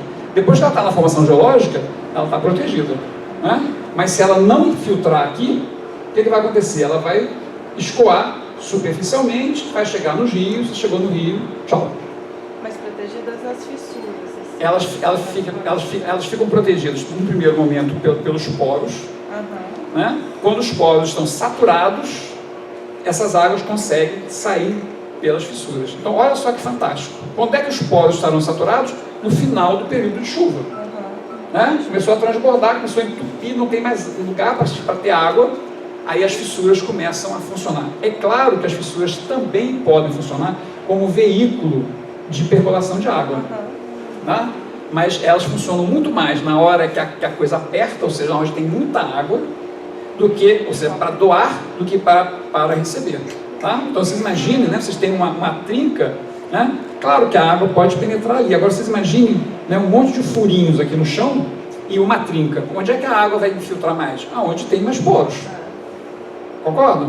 Né? Agora, quando a coisa já estiver lotada, o aquífero estiver cheio, para onde ela vai sair? Pelo poro não pode, porque o poro está fechado em si, né? Ele está só ali. Vai sair pelas fissuras. Tá? Por isso aquela tabelinha mostrando todas essas singularidades que quando ocorrem juntamente, no mesmo tempo, sincronizado, a gente consegue ter essa maravilha hidrológica. Né? Bom, então aqui está a explicação, né, dessas absolutas singularidades que nós temos então dentro do quadrilátero ferrífero, que é termos aquíferos superpoderosos em topo de morro. Ok? Então, nada mais justo do que ao invés de nós chamarmos de quadrilátero ferrífero, nós também chamamos de quadrilátero ferrífero aquífero. Ok? Então, o que nós temos de diferente? Zona de recarga hídrica é no alto, mas nós também temos o aquífero no alto. Essa dobradinha é absolutamente singular no planeta. Tá? Nós temos alguns lugares do planeta onde ocorrem alguns aquíferos também em áreas mais altas, como por exemplo os páramos nos Andes. Tá? Só que os páramos, eles são aquíferos superficiais. Os nossos são aquíferos profundos. Até 1 quilômetro de profundidade. Lá é superficial. Tá? Sem tirar a maravilha que são os páramos. Alguém já conhece, já viu os páramos? Sabe do que se trata? É lindo, né? Os páramos, diferente das cangas, os páramos têm vegetação. Tá? E é uma vegetação muito bonita, mas são aquíferos superficiais. Há uma tendência hoje de se chamar, também isso está errado, mas né, popularmente estão também chamando as geleiras como aquíferos. Tá? Principalmente as geleiras nos Andes. Por quê? Chove na forma de neve no período de inverno, essa neve fica congelada, e durante o período de calor, a neve vai derretendo. Então, observe que é o mesmo processo. Né? Porque acumula, La Fontaine, acumula durante o inverno para soltar durante o verão. Não é isso? Então, em termos de processo hídrico, está funcionando. A gente só não chama isso de aquífero porque a definição de aquífero é uma definição geológica. E nós precisamos ter uma camada geológica. Né? E gelo não é uma camada geológica. Ok? É só por causa disso, mas as geleiras também poderiam ser encaradas como aquíferos em topo de morro. Tá? Só que isso só existe em alguns lugares, né, e não são camadas geológicas. Ok? Então vocês começam a perceber que nós estamos realmente do lado de uma preciosidade não apenas da região metropolitana, não apenas de Minas Gerais, não apenas do Brasil, mas uma preciosidade, uma singularidade planetária, porque isso não é comum. Mesmo a Cordilheira do Espinhaço, que é irmã do quadrilátero, né, onde nós temos fenômenos parecidos, tá? Nós também temos localmente esse mesmo fenômeno. Na região do Cerro é um desses lugares. Tá? E é exatamente por o Fujamaro está acudindo nessa singularidade, porque lá o processo é o mesmo. A diferença é que a região do Cerro, aonde tem o aquífero, é uma região muito pequenininha. Não se compara com a grandeza do quadrilátero. Nenhum lugar de toda a Cordilheira do Espinhaço se compara em termos de recursos hídricos como nós temos aqui no quadrilátero, porque o espinhaço é uma tripa comprida, potente, mas é comprida, enquanto que no quadrilátero a gente faz um quadrado, né? Tem uma perninha para cá, uma perninha para lá, então o conjunto da obra é muito mais poderoso do que a linha da Cordilheira do Espinhaço. Alguma dúvida? Eu ia fazer uma pergunta que o que tem de igual no Cerro e no quadrilátero são as mesmas formações? São muito parecidos. Parecidos. Os nomes só que os nomes são outros. Ah, tá. Tá? E essas são as formações bandadas, né? Isso. É isso. Quando você está falando do Cerro, você está falando do Rio do Itambé? Não. É um contraforte da bacia do Rio do Peixe, onde a mineradora Herculano está...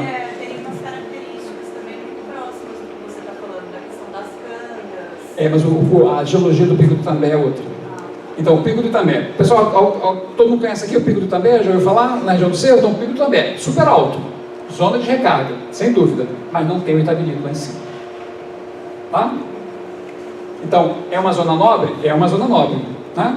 Mas ela não tem um aquífero encarapitado lá em cima. Tá? Ela depende dessas águas penetrarem nas suas rochas e se acumularem em alguma outra forma de aquífero por baixo. Ok? Muito bem. Então, novamente, o sistema hidroferruginoso. Aqui é uma junção dos dois mapas. Tá? Então, aqui a gente consegue ver, né, aonde, né, o topo de morro coincide exatamente com o azul mais escuro. Tá? É só uma revisão do que estava anteriormente. Novamente, né, cerca de 80% das reservas de quadrilátero ferrífero aquífero estão no Cauê, ou no aquífero Cauê, ou no Itabirito Cauê, é tudo sinônimo. Então, aquíferos potentes em topo de morro, isso não existe no mundo.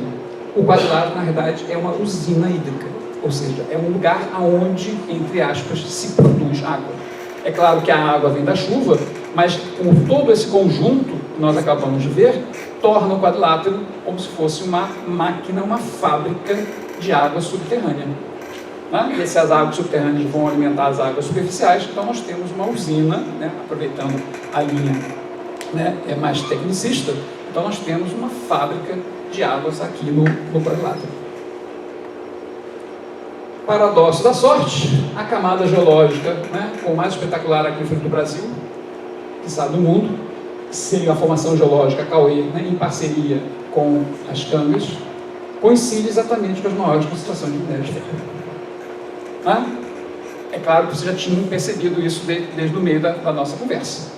Né? Então nós temos aí uma grande sorte, mas é um paradoxo, porque isso também nos condena. Então, as coincidências que nos tornam tão privilegiados em termos de água é também uma coincidência que nos torna extremamente ameaçados pelos interesses econômicos. Ao se extrair o minério de ferro, destrói-se irreversivelmente o fabuloso aquífero Cauê e as Cangas. Né? É o famoso, né?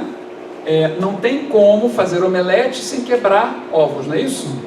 O problema é quem é que come omelete e quem é que fica com a casca. Esse é o problema. A frase está certa até a metade, né? Depois eles não continuam. Né? Então, é isso. Né? Para a sociedade não vive mais sem minério de ferro, sem minérios? Concordo. De qual sociedade nós estamos falando? É esse o ponto. Tem que terminar a frase, pessoal. Só falta isso. Né? Ou seja, não adianta vir com o discurso de que, quando terminar a fase minerária, as águas se recuperam. Né? Porque o espaço físico não vai estar mais lá. É a mesma coisa que eu dizer o seguinte, né? Eu estou no meu prédio, eu estou destruindo a minha caixa d'água. Estou destruindo. Quando ela acabar, aí eu digo, agora eu não vou fazer mais nada, não vou mais interferir. Agora a água vai para onde, se eu não tenho como armazenar? Entendeu? É esse pequeno detalhe, né, que a turma esquece de falar. O pessoal tem expressões muito bonitas. Mineração sustentável, mineração verde e descarbonizar a mineração. Está assim em moda essa coisa, tudo. Né? Quando alguém falar isso perto de vocês, você só levanta a mãozinha e fala assim, só me explica o seguinte, como é que se minera no quadrilátero um aquífero sem destruí-lo? Ponto. É só essa perguntinha simples para esse pessoal, né, se enroscar. Bom, e para terminar, né, nós vamos voltar aqui à questão do abastecimento. Né?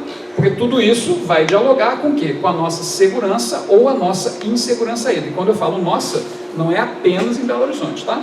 É em torno de Belo Horizonte, porque outros municípios dependem desse geossistema hidroferruginoso completamente funcional. Ele já vem perdendo a sua funcionalidade por conta do que a gente vai ver. Né? Mas é isso que a gente tem que atentar e eu estou aqui exatamente para mostrar isso para vocês. Então a gente conhece já, né, a superposição do quadrilátero com os municípios. Observem aqui, ó, essa bordinha aqui, ó, esse bico e essa parte de cá. É isso aqui, ó, esse bico e essa parte de cá. Então aqui é uma representação da mesma região metropolitana, porém agora dando relevo para a gente ver com mais clareza como é que funciona o sistema de distribuição de água. Né? Então, da onde vem a nossa água, que a gente abre a torneira e toma banho, etc. Né? Primeiro, não vem, nós aqui de Belo Horizonte, não vem das chuvas que caem em cima da nossa cabeça. Tá? Então, os jornais, né, falam horrores. Belo Horizonte está sem chuva há não sei quantos meses. E daí? Pode chover muito, pode chover pouco aqui, não vai fazer a menor diferença para nós.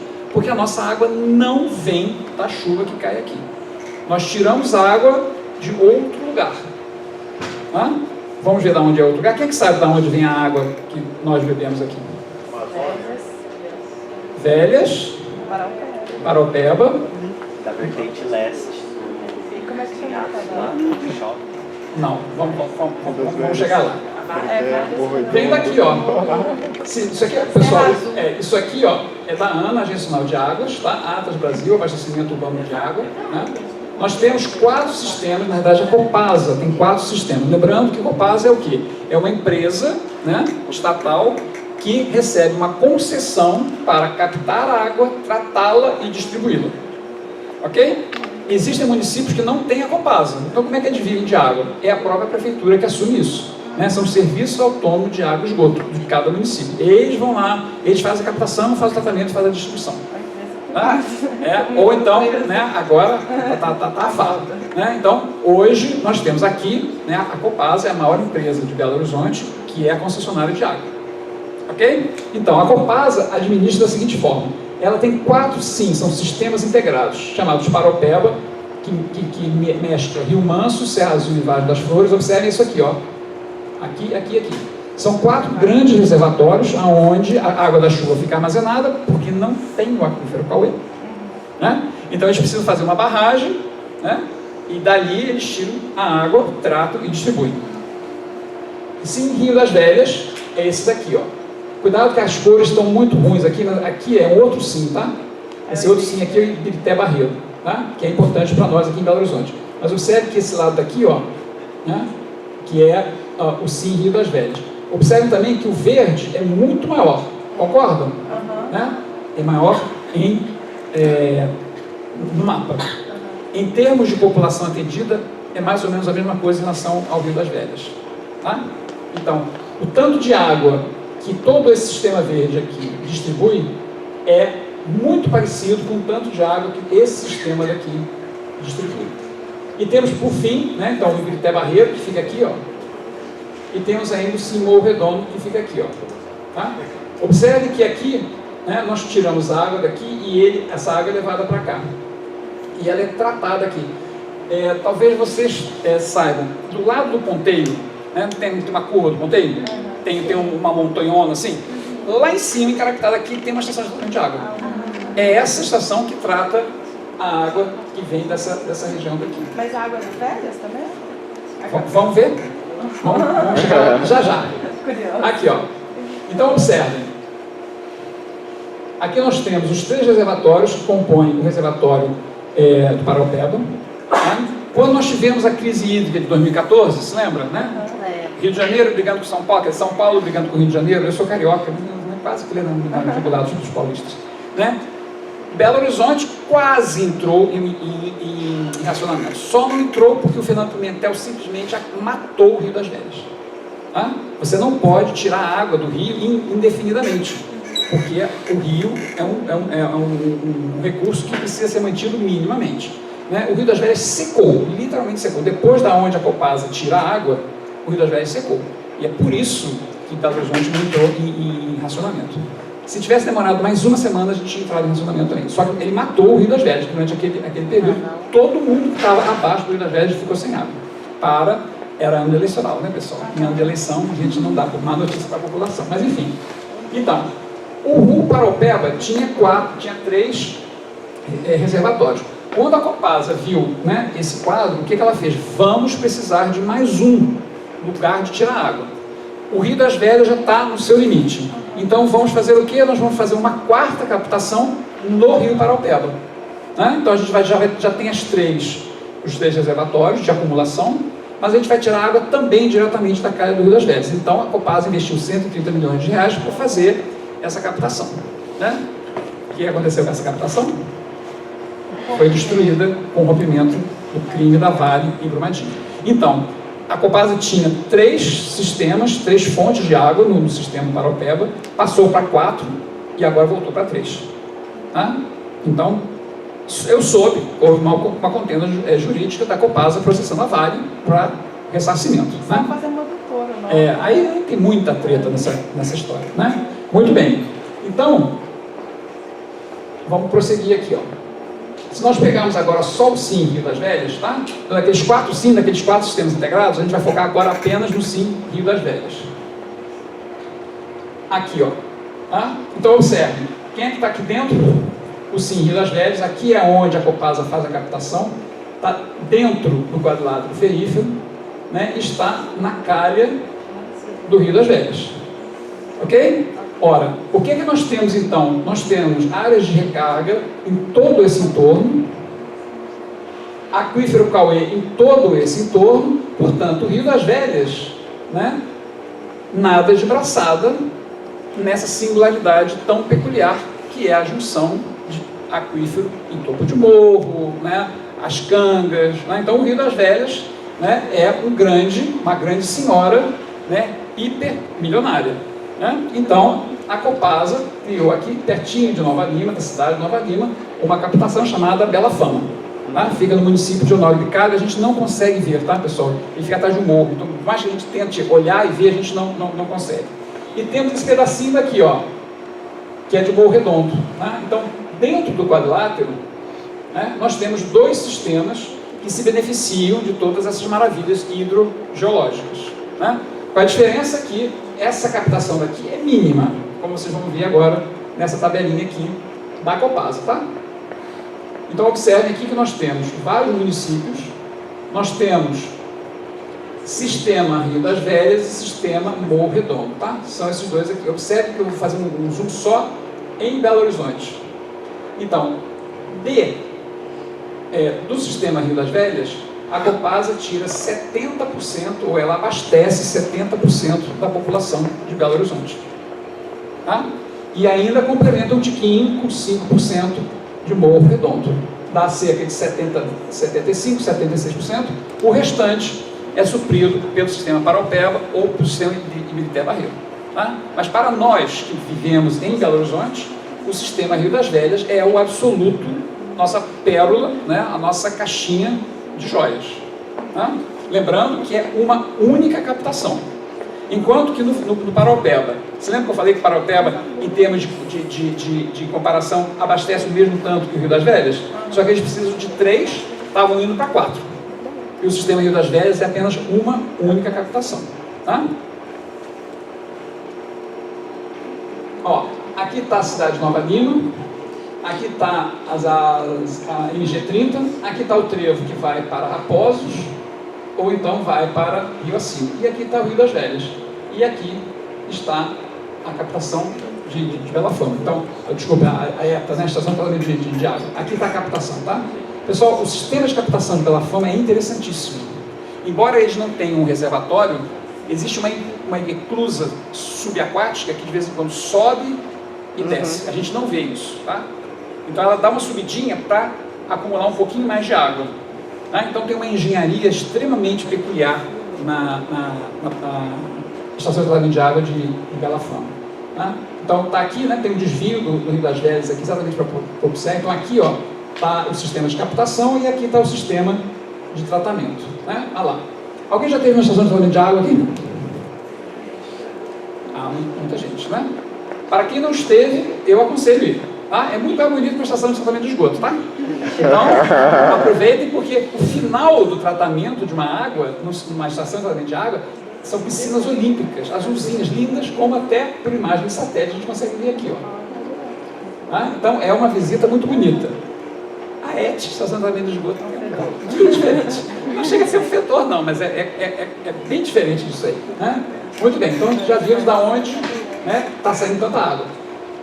Lembram-se que naquela outra tabela apareciam outras cidades, portanto, municípios que também a Copasa abastecia dentro do sistema Morro Redondo e Rio das Velhas?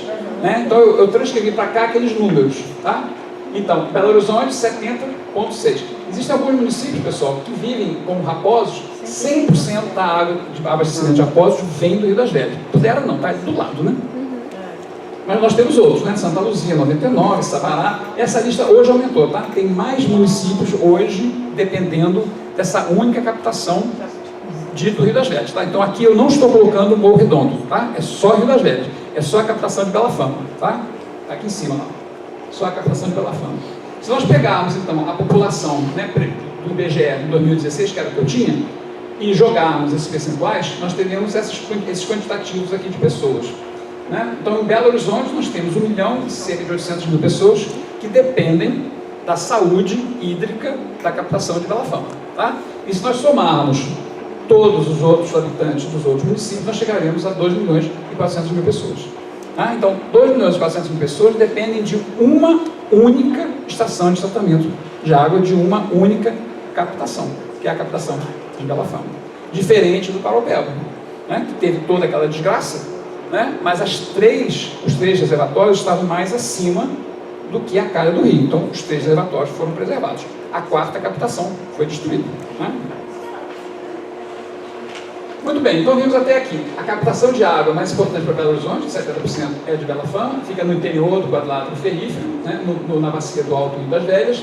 Bela Fama depende da preservação, portanto, das suas zonas de recarga e da zona de descarga hídrica de quase todo o quadrilátero ferrífero, mas em especial da preservação das cangas e do aquífero Cauê, que estão nos seus topos de morro. Ok? E a destruição dos aquíferos profundos do quadrilátero. Então, nosso mapinha velho de guerra, não se impressione com isso aqui não, tá? Isso aqui é o Rio das Velhas, que eu apenas coloquei em cores por um outro objetivo, que são os enquadramentos, tá? Mas observe que nós temos aqui, novamente, né, os nossos aquíferos, nós temos aqui a captação, né, de Bela Fama.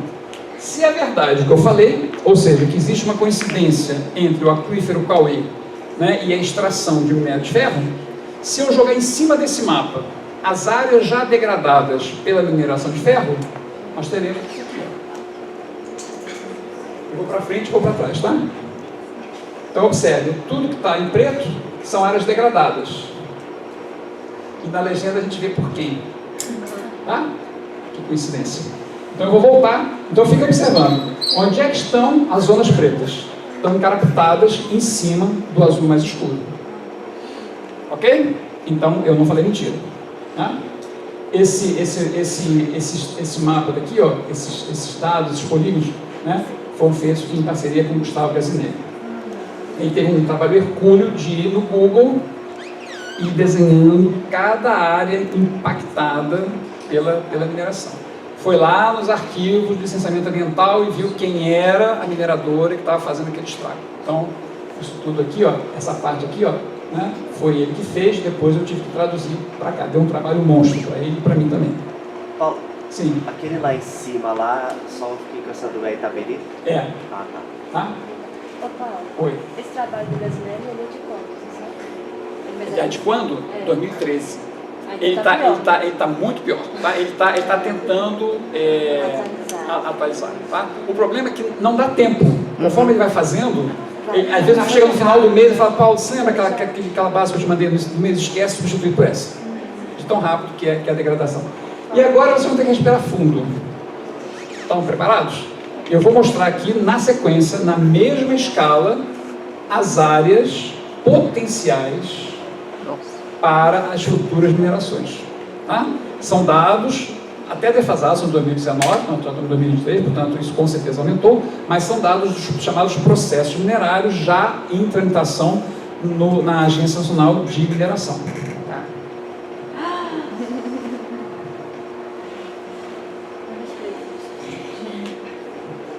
Né?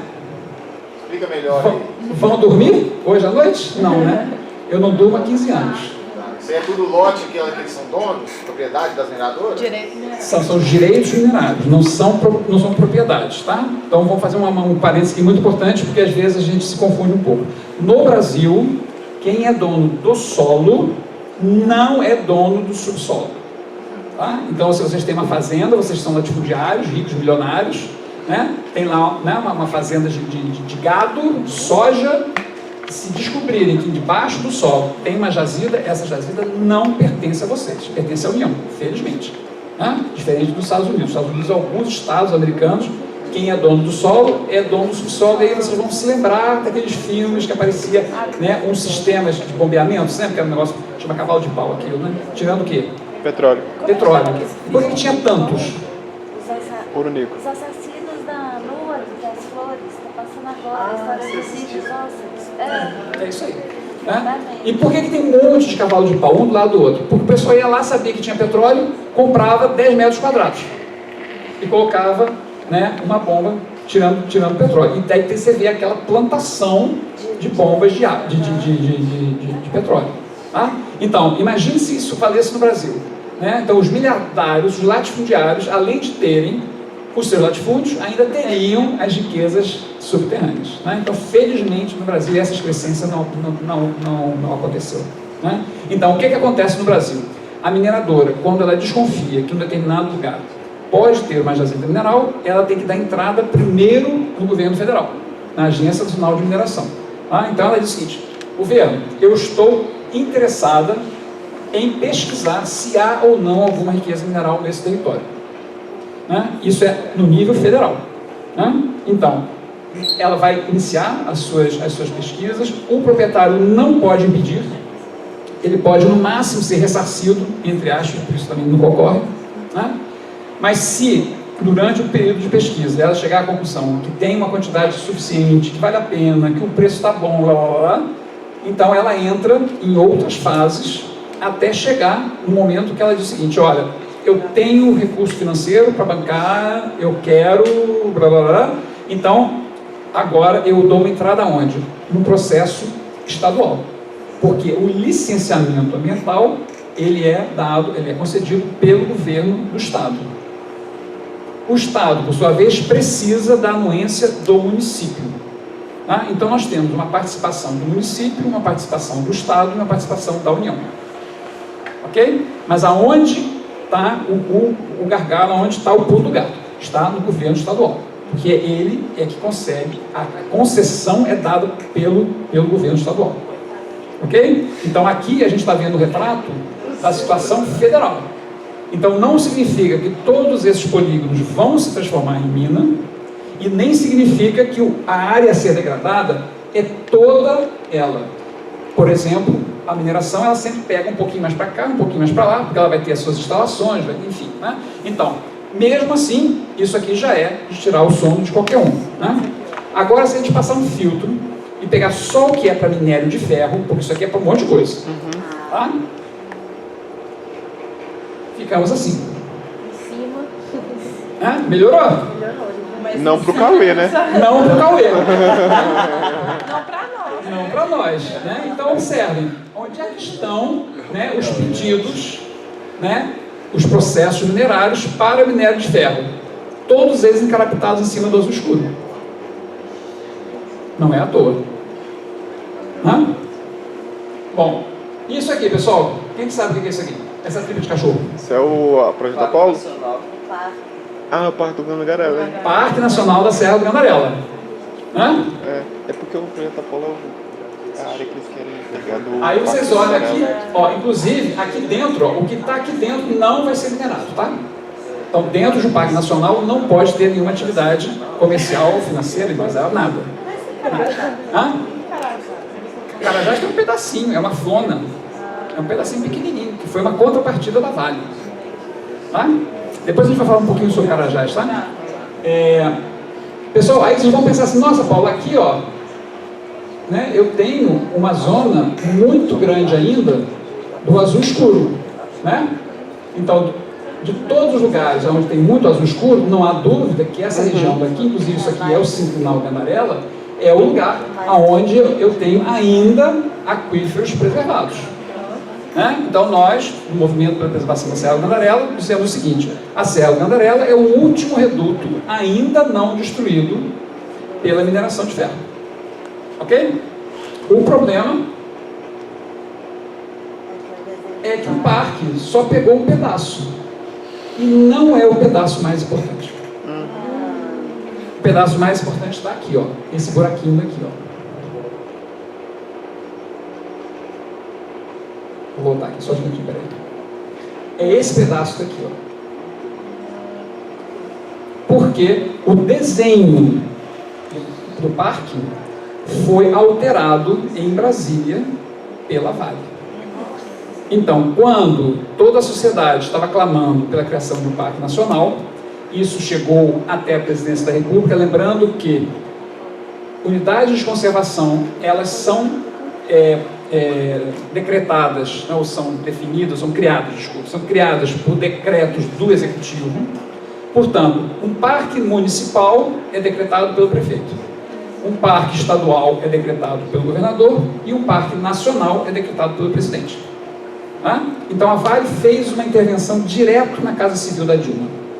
Ignorou, inclusive, o Ministério de Minas e Energia, que ficou danado da vida, que nem foi consultado. Para vocês terem ideia da força política e da excrescência da Vale, quando vocês lerem o decreto de criação do parque, lá fala assim, fica criado o Parque Nacional da Serra da Cantareira com o objetivo de proteger os recursos hídricos e as cangas, e depois tem 37 páginas de pontos para criar o polígono. Então, esse polígono daqui, decreto, não sei porque no Brasil não pode ter mapa. Então, só vai ter texto. Então, como é que você coloca um limite no texto? Você bota os pontos. Coordenada e ponto. É ponto para danar. Eu e Teca ficamos uma tarde, eu desenvolvi uma metodologia para traduzir o que está em texto em mapa. Então, quando vocês lerem o decreto, lá está escrito o seguinte. Então, fica criado o Parque Nacional da Serra da Cantareira, e vai seguir os seguintes vértices. Antes disso, tem a seguinte frase: a base topográfica que instrui essas coordenadas é a base topográfica da mineradora Vale. Dentro do decreto de criação, assinado pela Dilma. E o que a Vale fez? Eu quero toda a Serra do Cantareira, e aí era um escândalo, porque as pressões populares eram muito grandes. Nós estávamos entre o primeiro e o segundo turno do período de reeleição da Dilma. Lembrando, isso é importante que seja dito, durante os 8 anos do Lula, da primeira e segunda gestão, Lula criou cerca de 65 unidades de conservação. Dilma não criou nenhuma durante os 4 primeiros anos. Veio a reeleição, veio o projeto de reeleição. Primeiro turno, ela não ganhou o primeiro turno. Quem é que ficou em segundo lugar junto com ela? Aécio, coladinho. Então, entre o primeiro turno e o segundo turno, Dilma cria o Parque Nacional da Serra da Cantareira para ganhar a simpatia dos ambientalistas. Só que, o que ela fez? Autorizou mordidas dentro do desenho do mapa, aqui, uma série de lugares, mas em especial, tá, pessoal? Esse pedaço daqui. Então, nós, do Movimento pela Preservação da Serra da Cantareira, tivemos que nos reunir para decidirmos se nós íamos pedir a desafetação imediata de todo o parque. Tamanho foi a excrescência. Tipo assim, criaram um monstrengo que não vai proteger o que nós queríamos proteger, mas ficou todo mundo com cara de bom garoto, ou de boa garota. E aí o Ministério Público chegou para a gente e falou assim: olha, vamos fazer o seguinte, deixa como está, porque bem ou mal temos o parque. E todo parque tem uma zona de amortecimento. E a zona de amortecimento pode segurar uma mineração. Pode. Então, hoje, nesse exato momento, a briga está pela zona de amortecimento. Qual é o limite dessa zona? A zona de amortecimento de um parque nacional nunca é criado quando ele é criado, porque depende do plano de manejo. O plano de manejo, nós temos 5 anos a partir da sua criação. O parque foi criado em 14 de outubro de 2014. Os 5 anos já se foram. Detalhe, no decreto de criação do parque, a Vale, já sabendo que um parque ia ter zona de amortecimento, sabendo que o plano de manejo é quem define a zona de amortecimento, no próprio decreto, ela faz o quê? Pela primeira vez na nossa história, desde 1500, o decreto diz que quem vai definir a zona de amortecimento é o presidente do ICMBio e não o seu corpo técnico. Porque ela tendo o poder para pressionar a presidência da República, com muito mais poder, ela derruba um presidente do ICMBio. Então, observe que ela juntou tudo que podia para assegurar que no futuro a coisa viesse dessa forma. Infelizmente, tivemos a pandemia, né? Então o plano de manejo está atrasado, né? Isso não é muito grave, tá, pessoal? Temos aí algumas fragilidades jurídicas, porque muitos outros parques até hoje não têm plano de manejo. Tá? E não há história no Brasil de um parque nacional que tenha sido desafetado porque não deu conta de fazer o seu plano de manejo dentro dos 5 anos. Isso é muito complicado, tá? Ricardo Salles fez um outro crime, tá? Que possibilita, em tese, a desafetação do parque. Tá? Então, Dilma acabou com o parque, né, com o parque que nós queríamos, e Ricardo Salles colocou o parque inteiro em risco agora. Tá? Bom, e para vocês entenderem, então, né, o que está acontecendo, então aqui nós temos, né, o limite atual do parque, está em verde. Aqui, ó, os limites pedidos originalmente para serem dessa forma. E aqui nós temos as singularidades mais importantes de toda a Serra do Gandarela, que ficaram de fora do parque. Tá? Então aqui nós temos uma paleotoca, eu acredito que muitos de vocês já tenham ouvido falar, a paleotoca ficou do lado de fora do parque. Tá? Nós temos grandes quantidades das câmeras e do aquífero Pauê que também ficaram do lado de fora. Inclusive, grande parte da Serra do Gandarela. Então nós chamamos, né, ou nós falamos que foi criado o Parque Nacional da Serra do Gandarela sem a Serra do Gandarela. Tá? Então observem aqui, ó, né, que o parque até cresceu para alguns lugares, aqui, tá vendo? Ó? O limite original era aqui, cresceu para cá. O limite original era aqui, cresceu para cá. Pessoal, isso foi uma devastação, porque essas áreas eram áreas consensuadas com comunidades locais, que elas não seriam incluídas dentro do parque. Então hoje nós temos um conflito entre o parque e a Vale e o parque e as comunidades. Tá? Então foi assim, foi devastador o que foi feito pela Dilma no âmbito do Parque Nacional. Tá? Perdemos todo esse pedaço daqui. Nesse lugar aqui nós temos as lagoas com as mais altas altitudes do nosso país. São lagoas extremamente ricas em termos de biodiversidade, porque elas têm uma flutuação de água enorme por conta de serem aquíferas. Né? Então elas têm uma vida completamente diferente. Todas essas estão sendo soterradas pela mineração, tá? Porque elas acabaram ficando fora do parque. E outra coisa muito importante, né? Nós temos estrangulamentos, nós chamamos, né, de estrangulamentos gênicos. Então, o Parque Nacional ele é feito também para fluxo gênico das espécies animais. Né? Então, vocês imaginem, né, avisar lá para um tatu, uma cobra, sabe-se lá o quê, que ele só pode passar por aqui. Se ele for para cá, está danado. Aqui, pelo menos, está encostado com a RPP em Caraça, tá? Isso é um outro problema. Né? O parque entrou para dentro da área do Caraça. Então, teve problema também com a administração do Caraça. Né?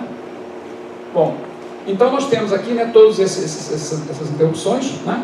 Nós temos aqui não apenas uma paleotoca, mas nós temos 4, quer dizer, mais 3 cavidades de alta relevância. São cavidades que não podem ser destruídas. Tá? Só que a paleotoca está dentro da área do projeto da Vale. Tá? E isso, para ela, é uma pedra no sapato que não tem ideia, porque está no meio da área da mineração. Então a Vale está tentando, desde muito antes, destruir a paleotoca. Tá? Lá em Priscas Eras, quando o parque não estava nem ainda sendo discutido em Brasília, a Vale inventou de fazer uma prospecção mineral em cima da paleotoca. Só que aí nós descobrimos, ativamos o Ministério Público rodou a baiana e falou: aqui vocês não tocam. Aí a Vale teve que fazer o quê? Como ela já é proprietária do terreno, então ela ficou responsabilizada por salvaguardar a paleotoca. Vocês podem imaginar, né, a raposa tomando conta do galinheiro. Então ela está lá, né, e aí o que ela faz? Como ela é responsável juridicamente, ela não deixa ninguém chegar lá. Mas ela também não faz nada, ela está torcendo. Inclusive tem agora a mina do Lopes, que é uma mina colada com a paleotoca, a gente tem certeza que é uma mineradora de laranja da Vale, que vai fazer explosões, um pouquinho de sorte, detonam com a paleotoca. Conclusões, pessoal. Os conflitos que ameaçam a segurança hídrica do quadrilátero do seu entorno. Ganância comercial das mineradoras, em especial de ferro. Lembrando que a mineração de ouro também tem impactos sobre os recursos hídricos. A única diferença é que o minério de ouro não está numa camada hidrogeológica, não está num aquífero dessa natureza, está em outros aquíferos, vou botar entre aspas aqui, menos relevantes. tá? Mas no Caraça, né? Porque eu falei que eu ia falar do Caraça. Vocês sabiam que o Caraça tem lá em cima o santuário, né? Tem todo um complexo hoteleiro. Tem um complexo hoteleiro muito maior embaixo. Vocês sabiam disso? Todo bonitinho, todo em estilo colonial, 2 andares, tudo branquinho, com janelas azuis de madeira. Construíram, né? Os padres construíram esse complexo hoteleiro e não tem como inaugurar porque a água acabou. Não tem mais água. Então você imagina um complexo hoteleiro sem água. Então o meu mestrando, que defendeu agora em agosto, né, ele é fascinado pelo Caraça, vive lá, ele conhece o Lobo-Guará pelo nome, o Lobo-Guará conhece ele pelo nome, né?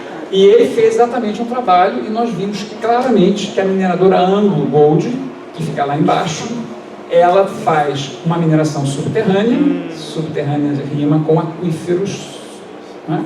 Embora não seja uma camada igual daqui, mas mesmo assim são aquíferos mais rasos, e ela tem que bombear, porque não existe mineração debaixo d'água. A única mineração debaixo d'água que se chama é pescaria, né? Lá você pesca, né? Fora disso não tem jeito. Então, ela vai bombeando a água, e essa água que está sendo tirada dali, ela vai depletando, esse é o nome certo, né? As águas do entorno. Então, essa zona de impacto, ela foi se expandindo, e chegou até o complexo hoteleiro do Caraça. Então, rebaixamento. Rebaixamento. Tá? Então, não há mais água nas fontes, nem nos rios que iam alimentar o complexo hoteleiro do Caraça, por conta dos impactos subterrâneos da Anglo Gold. Tá? Embora não seja no aquífero Cauê. Ok? É uma outra história. Então, por um lado, nós temos a ganância, por outro lado, nós temos a destruição simultânea das áreas de recarga, das cangas e dos aquíferos profundos do quadrilátero. E esses conflitos aumentaram significativamente o projeto Apolo, né? Pretendido pela mineradora Vale, na Serra do Gandarela, vier a ser licenciado pela SEMAD. E ainda, risco de contaminação do Alto Rio das Velhas por rompimento de barragens de mineração de ferro e ouro, a montante de Bela Fama, não falei aqui, nem vou falar. Contaminação silenciosa de recursos hídricos por resíduos de mineração, não falei aqui e não vou falar. Especulação imobiliária sobre os aquíferos de circulação profunda, com destaque para a CESUL, né, que é o maior empreendimento imobiliário que estão querendo criar, onde? Na Serra da Moeda, encarapitado lá em cima, onde temos o quê? As zonas de recarga. Da onde virá a água da CESUL para até 120 mil pessoas, poços de água, que vão beber de canudinho a água do aquífero Cauê. E é um empreendimento sustentável, né? Lindo, né? Pergunta para eles o que é desenvolvimento sustentável, eu quero ver eles dizerem. Né? Vão engasgar rápido, nem isso eles sabem. Né? Bom, aqui, ó, professora Ana Flávia, fica a dica para as próximas palestras. Em especial esse aqui, ó, que é o pessoal lá do EduMIT, que está, né, com grande... temos representantes do EduMIT aqui, um representante, e ali temos 2 representantes, né, do EduMIT aqui. Eles estão, então, na verdade, elas, né? Quase elas, né? Nós somos poucos varões dentro do grupo. Então, estão se dedicando muito, né, a traduzir para a população o que significa efetivamente barragem de rejeito. Tá? Aqui estão, então, a lista bibliográfica que eu consultei, não foi pouca coisa. Agradecimentos ao Dr. Flávio Fonseca do Carmo, ele é um dos diretores do Instituto Prístino. Foi ele a primeira pessoa que me falou sobre o geossistema ferruginoso, o geossistema ferruginoso, né? Me explicando, né, que as cangas, que eu como geólogo da Monopolo, né, comecei a respeitar por conta dessa nova visão. É isso. Muito obrigado.